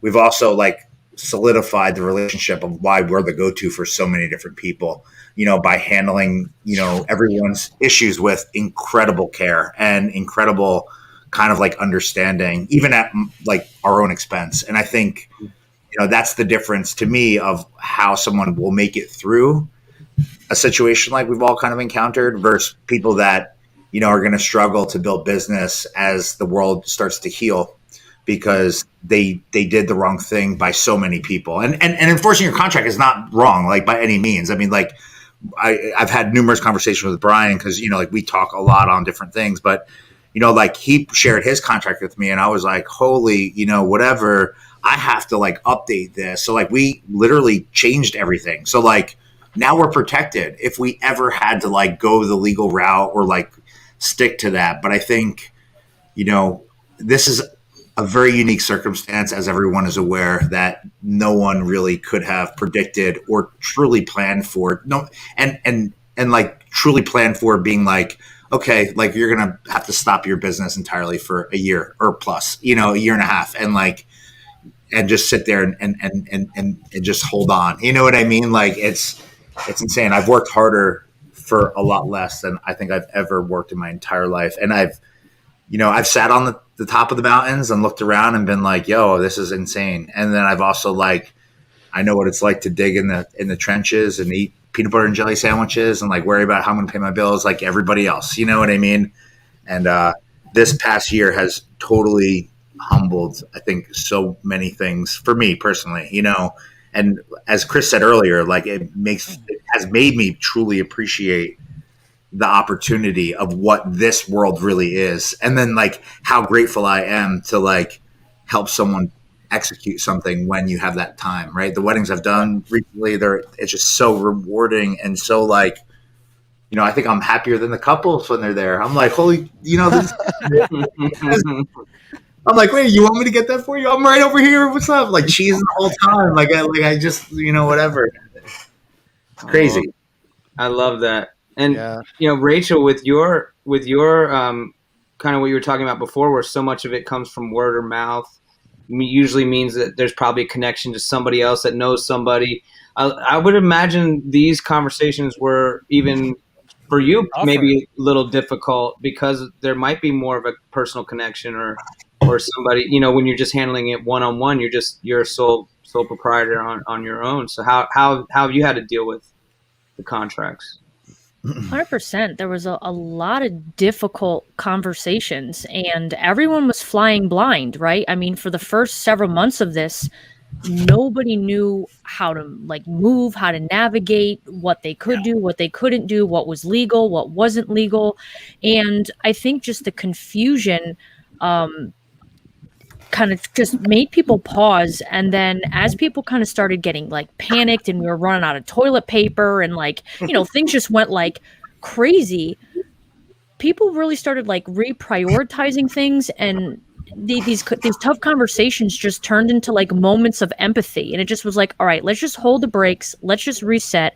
At the end of the day, how do we get this done and make it as magical for you as possible? And like what Jason was saying, I don't care if I have to do it in the next 20 years.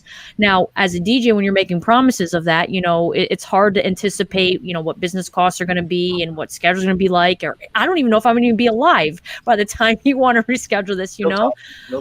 But you just you do what you can with empathy. And, you know, back to the word of mouth and stuff. So, you know, perusing these DJ forums and people, you know, with the contract, and I get it. You have the right to enforce your contract. But to me, a 30 or 50% deposit of, you know, between $200, $500,000 for me to destroy a relationship with a potential vendor, with a potential, you know, photographer or a couple or, you know, a friend, it wasn't worth it. Like, let's work this out. And if we can't, I'm just going to do the right thing to support the people, and not make uncomfortable, bad situations out of principle. Like you had to be flexible. There was so much gray area and unknown, and you got to be in the moment, present and empathetic to the people, and just do what you can. So a lot of difficult conversations, but I have to say everything has worked itself out, and I'm a better business person for it. Full transparency, that's probably one of my weakest points, you know, as a DJ, is the business portion of it. I've always just kind of been in the tech and the music. So this made me grow up. I've matured a lot over 2020, and this kind of forced me to. So, you know, again, relooking at contracts. I think another big mistake that I saw is DJs so desperate to find out how to navigate this thing that they were perusing, you know, these DJ forums and stuff, and taking little nuggets of advice and then implementing that without actually any like legal counsel or understanding like what actually goes on in their state, and just kind of grasping at straws and just making not good decisions based on being misinformed or ill-informed, or just not really diving in deep enough, and they put themselves in a lot of bad situations. But it was just out of desperation. Who would have ever thought we would be dealing with this, right? Who would have One thing I want to throw in there to piggyback off of what you just said, Rachel, because this is a particular topic that hits very close to what I think is important for anybody who's established a career in a creative field, as all of us have, and I'm sure plenty of the listeners and viewers of our show. In most cities, there is a legal resource for artists, in most major cities at least. I live in Baltimore City, and in Maryland, there is the Maryland Volunteer Lawyers for the Arts. I know DC has an equivalent thing, but most major cities have some sort of legal resource that if you can't afford to hire a lawyer and have somebody on retainer, you can at least have someone review a contract for like 15 minutes, 20 minutes, a half an hour, like for free, just to make sure you're covered. And these are the kind of things that, as an experienced DJ that's fortunately been able to make a career over a decade of doing this, I learned out of having the bad stuff hit the runway a couple times. And I'm glad now that I know what I know. And I'm glad now that I have the ability to share my experiences, just like you were, Rachel, with like, hey, this is where I messed up. You should probably avoid this. I think all of us have a responsibility as experienced DJs to kind of give our position to and share our experience with younger people who might be able to avoid those pitfalls and just save themselves a lot of pain. Well, and that is Sean, awesome. Even as Brian and Jason were saying, sometimes it's not even about sharing it with the young DJ. These are two of the heavy hitters, and Jason's like, "Yo, my contract, like, there's things we take for granted, even when you get to a certain level that you hey, it's been working, you know, it's not broke, don't fix it," and then you realize that you have a blind spot that could attack you. And you know, we all have to sometimes, you know, be humbled in how we approach all of these facets of the nuances of being a DJ and a business person. And you know, we were talking about it before, but you know, that's why DJing is one of the most exciting professions, because it constantly evolves and it constantly grows, and you're always going to be learning something, whether it's the music side or technical side. There's never anybody that can say they fully mastered being a DJ. There's always something new, and that's what I think gravitates me to keeping going, and why Twitch was so fun, because it was a new thing. It was a new wrinkle, a new shiny toy. And yeah, exactly. It allowed you to open up the playbook a little deeper, and read your contract, guys. Yeah, read your contract. If you didn't come out better from this, it was just such a missed opportunity, because everyone was at home finding ways to, again, stay relevant, add value. All of the meetings, the Zoom, the podcasts, look at all the things, the content that came out of this. And if you weren't tuned in or dialed into that to absorb from all the free information and kindness, and again, great content that was getting pumped out because people finally had time, you really missed the boat on this. For as bad as 2020 was, there were still a lot of positives that you could pull out of it. And it'd be a shame if you didn't. There was just so much opportunity there. Well, going back to the postponements and cancellations and how you guys have handled it, have you guys have come up with creative alternatives instead of giving a demand, giving a refund back? I know Brian was saying, he changed his contract to being treated as an artist now, and and you're paying, not the date, not for the date, but for the artist, so we can work with you whenever. But have you guys pivot to something I think Chris, you were saying what were you saying earlier during our production meeting about? Oh yes, I had a couple that they had postponed 3 times, and then they ended up getting pregnant and having a baby, and they're like, we're not going to do a wedding now. And I was like, well, I'll do a baby shower. And they were like, oh yeah, that's a great idea. Cool. And we don't have to get the venue necessarily that we were going to get and spend all the money in a wedding, but we can still have some people over and we can still do a fun party. And so, there's other ways you can try to, reinvent an event.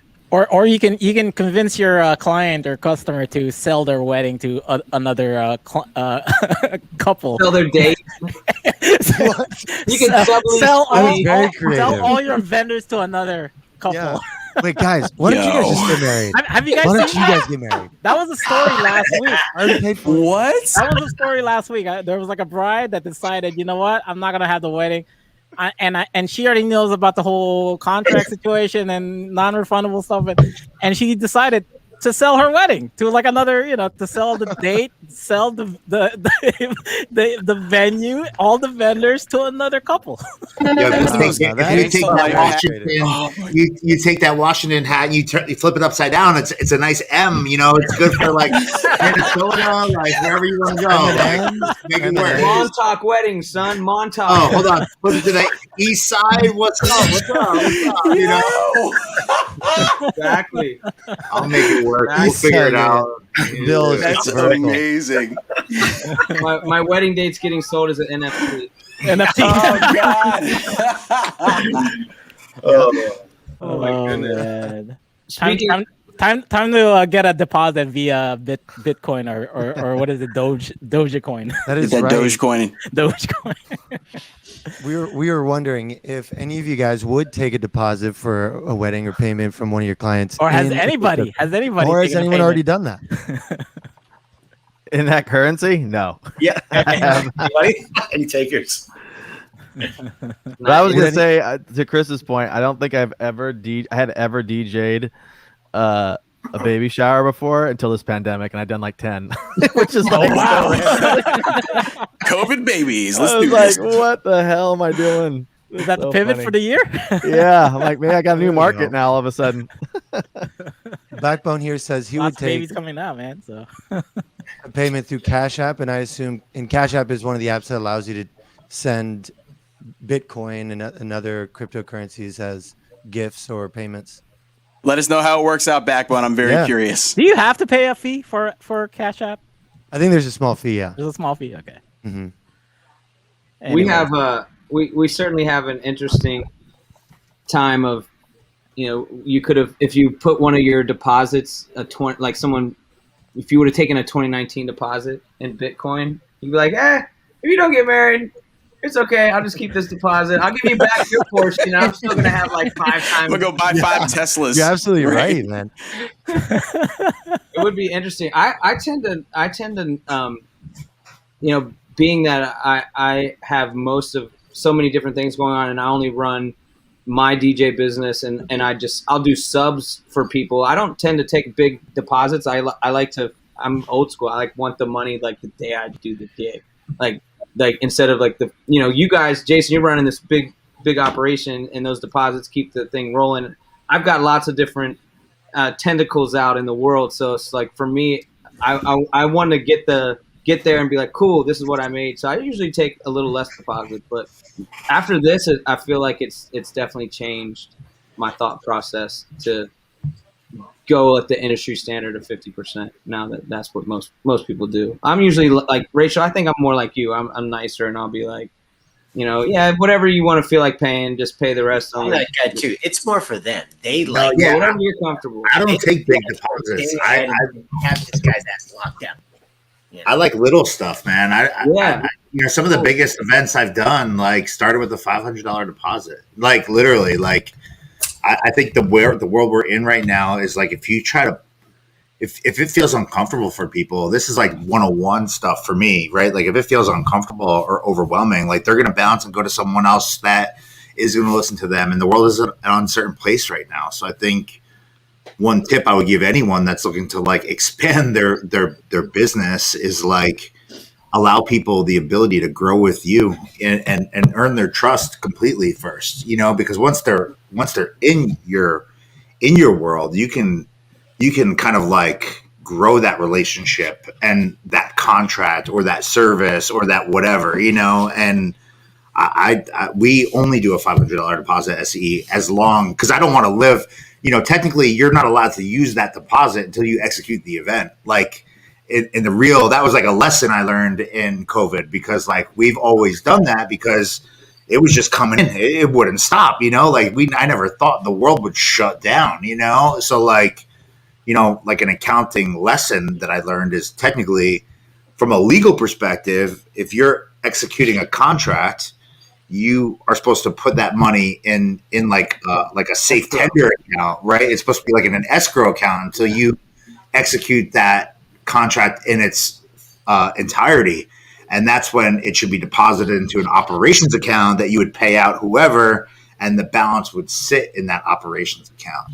And that's like a 101 thing that like I never did because no one I ever knew did that. You know what I mean? Like I never learned it that way, like, so it was a very like hard lesson to learn, to like reset, a multi-million-dollar business that's always worked one way. And then like, oh my gosh, wait, what? Like if all these contracts get pulled, I owe how much money? Like, what are you talking about? Yeah. Yeah. Like, and that's like a reality that like, like I think you could ask Bri, like, I think I disappeared off the map for like 4 days. Cause I was like, what happens now? Like, what do we really do? Like, and this was like around June, like everyone's like hitting me up like, yo, are you okay? Like what's going on? I was like, I was devastated, and like, it's reality, right? Like who knew, and like, I never saw that coming like that, and it was like, thankfully, nobody did, but it's a hard thing. So like for me, Wow. I think you can take a big deposit if you have the ability to secure it, because like, unless you structure your contract in a way where like, you're charging them, part of your contract is, the sales portion or the consulting portion. And part of it is like the planning portion. And then like a little bit of it is the execution of the event.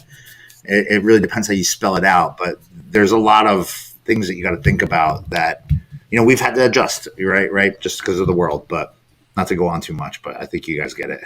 No, man, that was a big nugget. I would guess that most DJs don't realize that fact that you just put out there into the world, that deposit is not technically yours yet, and Right. and guys are probably out paying rent with those deposits, and A lot of people are doing that. yeah. So I mean, that's a big nugget from takeaway from people, and I'm sure there'll be some rewriting of contracts based on that, and saying this 50 pin deposit is going to for our meetings and our consultations and everything, and then my DJ part is this part of the contract.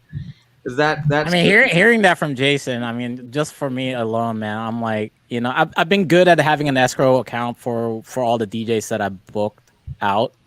You know, just like as far as like deposit, I keep, you know, I keep their portion in there for as long as I. But as far as like an escrow and getting to like an operating account, that's like something kind of new that I learned today. I probably should have just that on my own. Yeah, I mean, back to the lawyer point. If you don't have a team with a lawyer on it, then get a lawyer. Actually, that reminds me, Michael, you just brought on some more members of your staff onto the Vibo team, correct? Yeah, I did. Can you talk about how that's like kind of helped you evolve and what your capabilities are as like the head of the operation and branching out and growing over the course of the last year? Yeah, it's been really interesting. We grew from when I moved here, we had one person and myself, and now we're 9 people. So, nice. I didn't realize there was that many.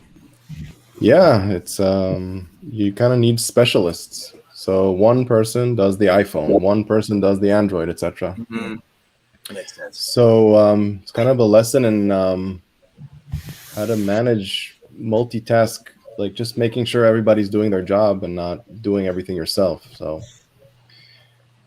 yeah, and shout out to for sure. Sorry? That's how we make that work here for sure. Yeah, it takes many time to hands get used make to. light work. Yeah. Well, we've talked about like postponements and cancellations with, you know, our wedding professionals here, but like as far as like Vibo, have you had the challenge of like a lot of DJs like, you know, canceling their membership or, you know? Yeah, unfortunately we did. So like I think I'm in touch with a lot of people in this forum, and many of you that, you know, I also call people and ask questions and consult, and everybody just said the same. So I feel really thankful and blessed to have friends and DJs that work with me, just saying, you know, everybody says the same thing: just be kind and patient, and it's gonna come back. And that's what everybody did, I think. And now slowly it's coming back. So we just took the hit. It was hard because we had another little bug, a big bug before the pandemic with YouTube. Whoever's with us long enough knows. And then we decided to build 2.0. It takes time to hire. So we spent like 4 or 5 months hiring people. The day we finished hiring, literally, the pandemic started. So then we fired and we're like, everybody on, you know, everybody get on the boat. Whoop, whoop, whoop, whoop, whoop, whoop. So we fired half the team. Wow. Hey guys, man, fire on the boat, fire on the boat. Everyone evacuate. Yeah, because it's expensive to build software. So we had a lot of DJs had to take a short break, but they've also, you know, everybody's really been kind to each other. So I think that's the biggest lesson for me. Just thank God that we're working with each other, and everybody's been really, really mature and nice to each other within this whole crazy storm. Absolutely, yeah.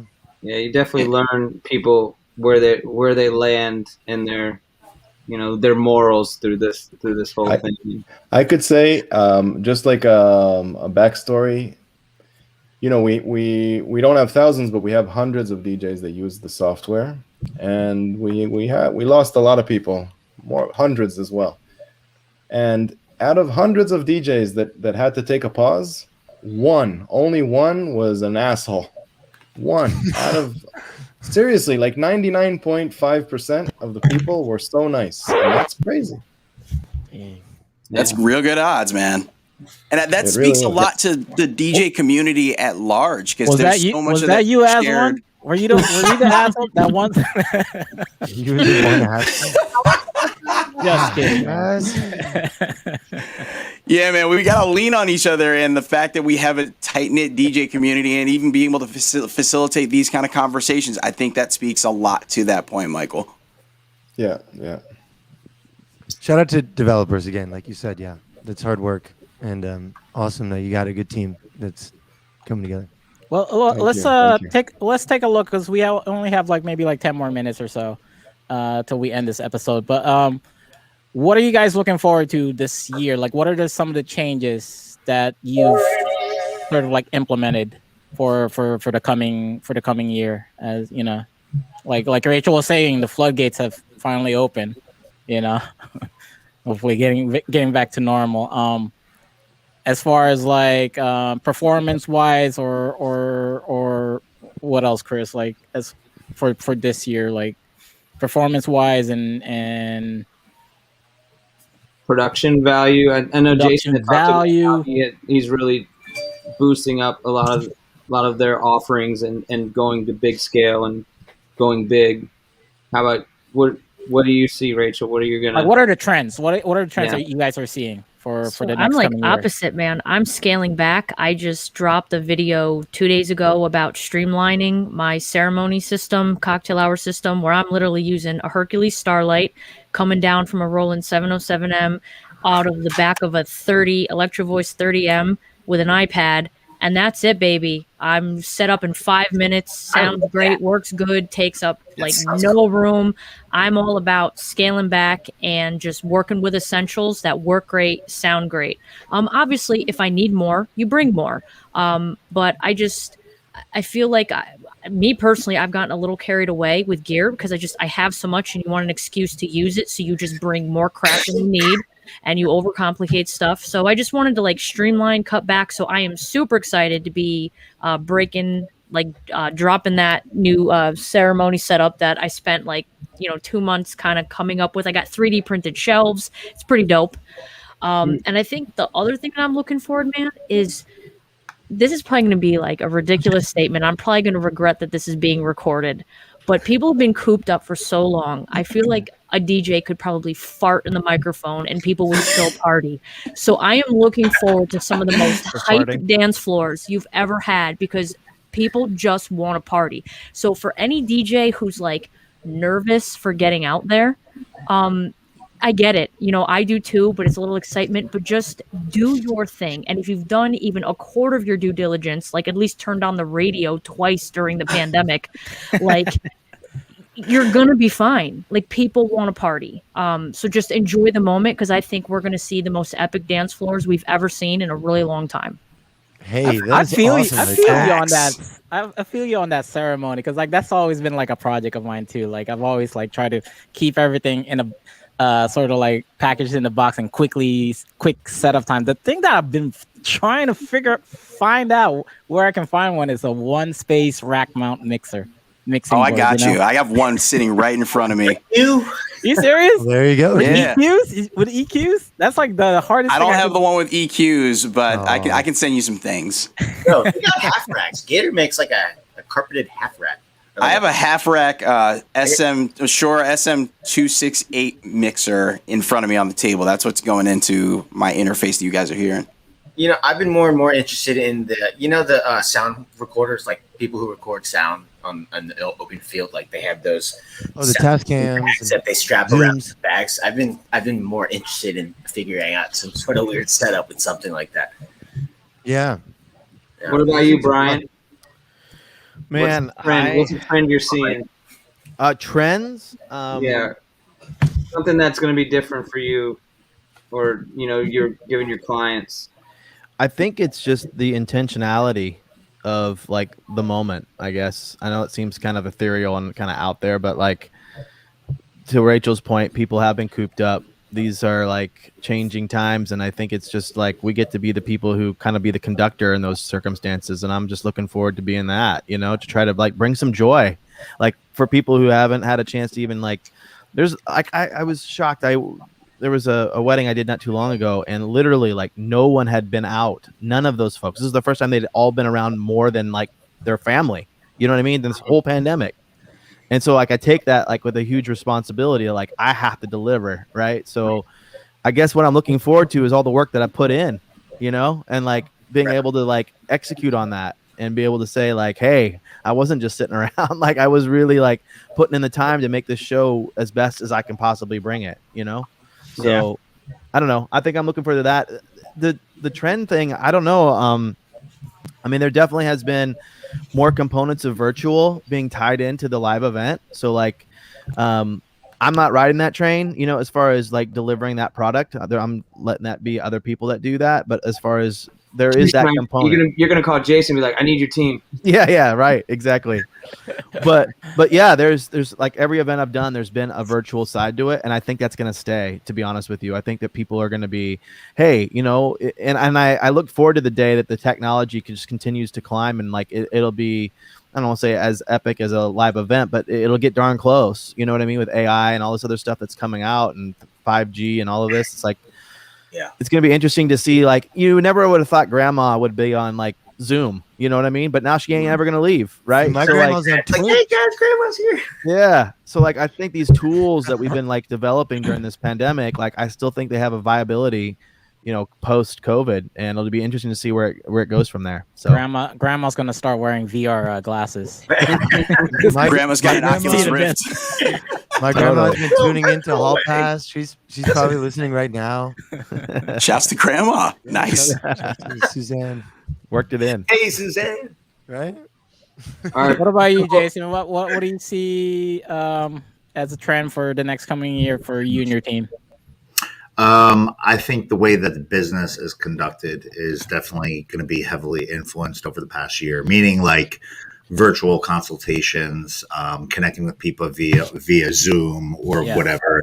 I think from performance perspective, it's like ultra personalization and experiential entertainment. I feel like people want to be part of something, but they also, in my world, people are investing in, creating more of a show than just a party. Like they want it to be all things because, you know, Aunt Brenda, who might not get crazy on the dance floor now because she could be at some type of health risk, you know, they want to make something cool. So like, at least she's entertained while this whole party is going on rather than just putting people on the dance floor. So whether it's incorporating live acts or performers or like featured kind of things or media integration into an event or other things that are visual, I think that's part of it. I think from a business perspective for us, it's about efficiency. So like, I definitely appreciate what like Rachel had mentioned before. Like, I think working smarter and getting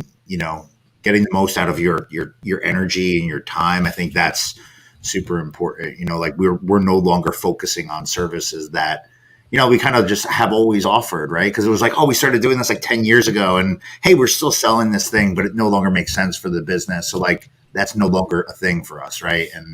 And looking at your system for your ceremony and, you know, like I charge good money, I feel like, for a ceremony service. So like in that, like, you know, everything's been totally upgraded. Everything's, you know, like put together in a way where it's like bulletproof and there's like redundancy built. Like we've thought through a lot of these things that we didn't really have the ability or the time maybe to focus on. So business, the way it works, performance, more about like experience. And then like, I guess operations is just like making yourself work the smartest and most efficient way you possibly can with the tools you have, you know? Three nuggets for you, you know.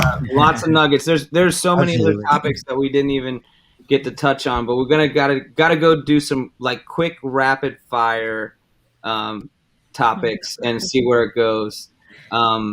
So we'll start with Rachel. What's the worst or best vendor meal you've had on a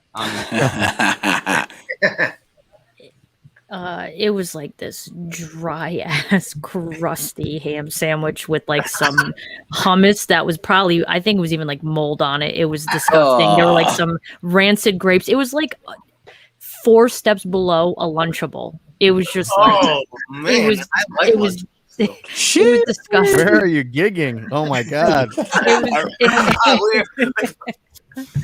It was so awful. And in terms of like the best, obviously we'll circle back to the pizza thing. I did a wedding for a couple that just had pizza trucks. They hired like 3 of them, and they had like wood grilled smoked stuff, make your own thing, and it was the bomb. I think that was like the only cocktail hour that I didn't actually like actively DJ because I was just like, this is my time. I got to go to pizza truck. This is my moment. This is my moment. Yeah, people never, you know, DJs always get shafted on when they eat, and it's like if I was a bass player, do you expect me to eat this meal while I'm playing my bass, and you want me to like eat this meal at the DJ booth? Yeah, like, wings. They give you wings. Like, what are you doing? Oh man, yeah, they give you wings. What the heck? Brian, what about you? Any memorable ones? Dude, like I don't really eat at those events, to be honest with you. So like I don't have a really good story. I wish I did. I didn't eat it, but it was offered. Like yeah. They just like slid this like crusty ham sandwich. I was like, oh, good. Yeah, I just will say that there have been some unique like venues you wouldn't expect to give you like a sandwich, or like the guests are eating this like 5-star meal, and then like this meal, and we get the box meal. You're like, The box meal, yeah. wow, I expected more, from that venue. Yeah, the union lunch, right? So that would be the only thing I could think of, but I can't remember one that I've ever had that has been terrible. Michael. I was listening to you guys trying to think, but I don't know. Can you hear us in those headphones? Oh, what? At least I can hear you now. He said, what? You better get me a gig at the Pink Lady, or else. Russian lady. So, I think a food story. I think the only thing I could think of, I started my career carrying equipment for this other guy that was doing all the good events, and I was his sidekick. All I was doing was eating the whole time. I can tell you a lot about the venues and the food, but he's like, "Don't you want to listen to the music I'm playing?" I'm like, "Wait a minute, I'm eating."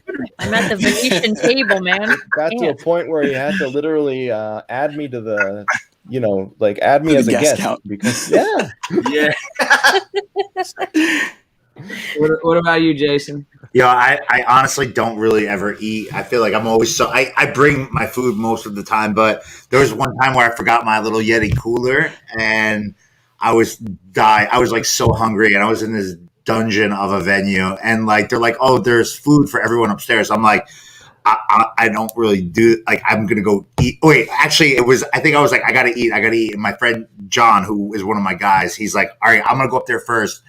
I'm going to eat, and I'm going to come back." And he doesn't come back for like 20 minutes. I'm like, "Where the hell did you go?" So he comes back, and he's like, literally like it looks like he got beat up. And he's like, he's like, "You better go up there yourself and get your own food." You got a toothpick? I'm like, "You get me something, bro?" And he's like, No. He's like, "Just you go up there." It was like boiled hot dogs, like in a container that were like left out. And I didn't eat it, but I walked in because I was dying. I'm like, I never eat. I'm like, I'm starving. I got to eat something. And I walked in. I'm like, I thought there'd be like sandwiches. I don't know, maybe pasta. Whatever it was, it would have been fair game.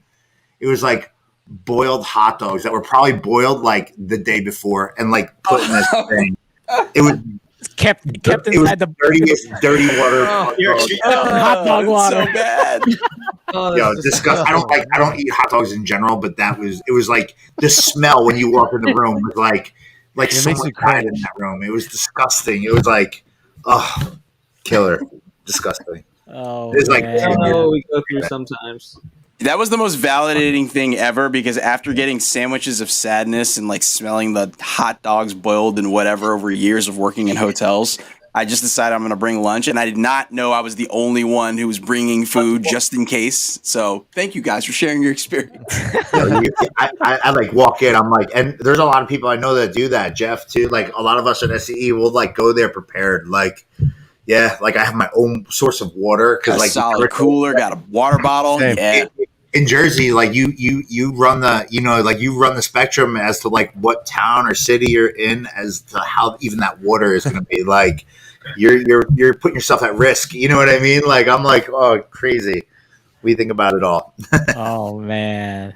Well, we're gonna end the show in that note, like with hot dog water. But What's the name of that? Great job, Jani. Before we go, let's have each of you plug in what you got going on. Plug in your podcast, your websites, your socials, everything you got going on. Starting with you, Michael.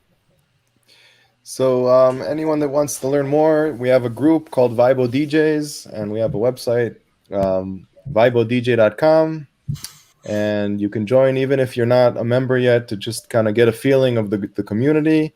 And we'd love to have anyone that wants to up their planning game Yeah. So at Vibo DJ on Instagram as well. Learning how to market slowly but surely. Nice. Rachel? All right, so definitely subscribe to my YouTube channel if you haven't already. You know, now that things are opening up, I'm going to be posting a lot more content. Super excited about that. So literally just type in DJ Rachel in YouTube, big blonde head. There we are. I've been posting a lot of dope stuff on Mixcloud because I'm on those weekly mix shows with radio stuff. So if you can't actually tune into the show, I always repost those.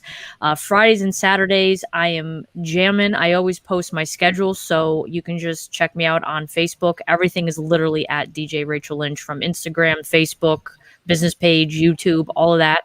Love to have some of you tune in. The biggest show is on Saturdays on Hits 101. I do a wake up shake up. It's actually like a rated show, so I need people to tune in so I don't get fired.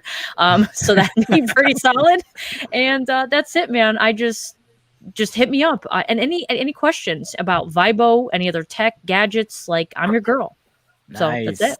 Awesome. Brian? Yeah, so all the platforms, DJ Brian B Official is the best place to catch me.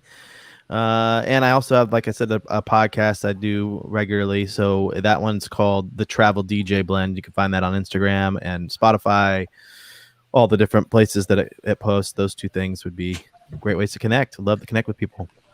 Great content on there too, man. Really enjoy that. Thank you, bro. That podcast. A lot of really, really great conversations and people on there.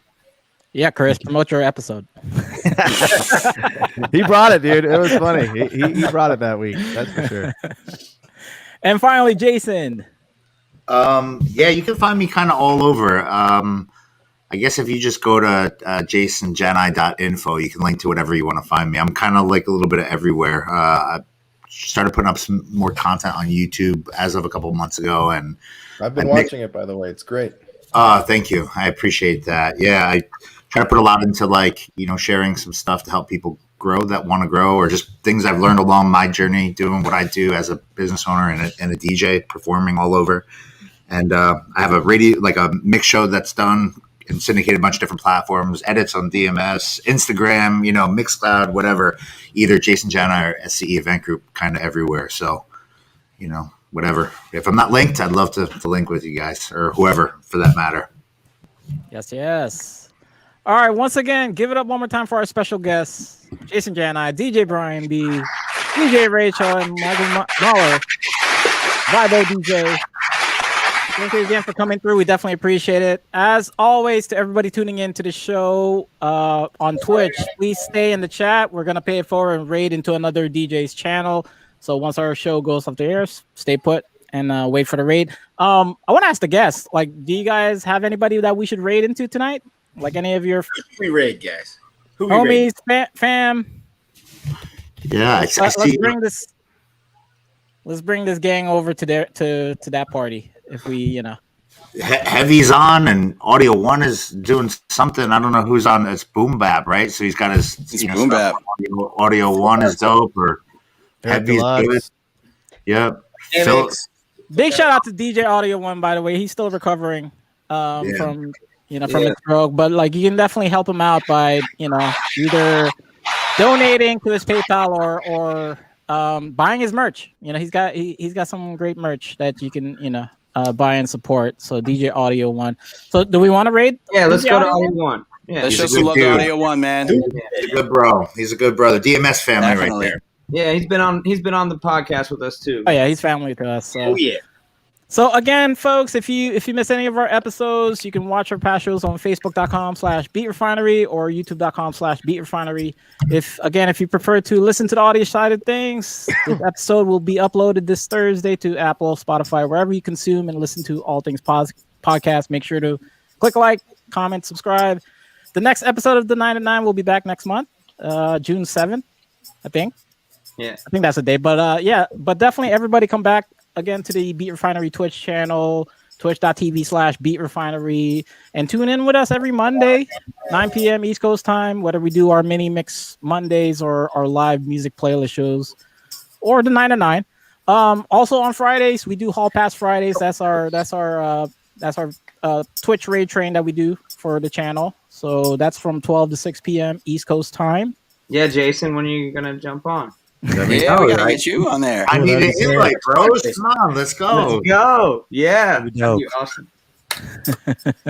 Definitely. We'll have all you guys in there. Let me know whenever. I'm always there. If I can get there, I'm on. Whatever. So once again, guys, thanks again for tuning in. We'll see you guys next week. Everybody say peace. Peace. Rating Audio 1. Audio 1.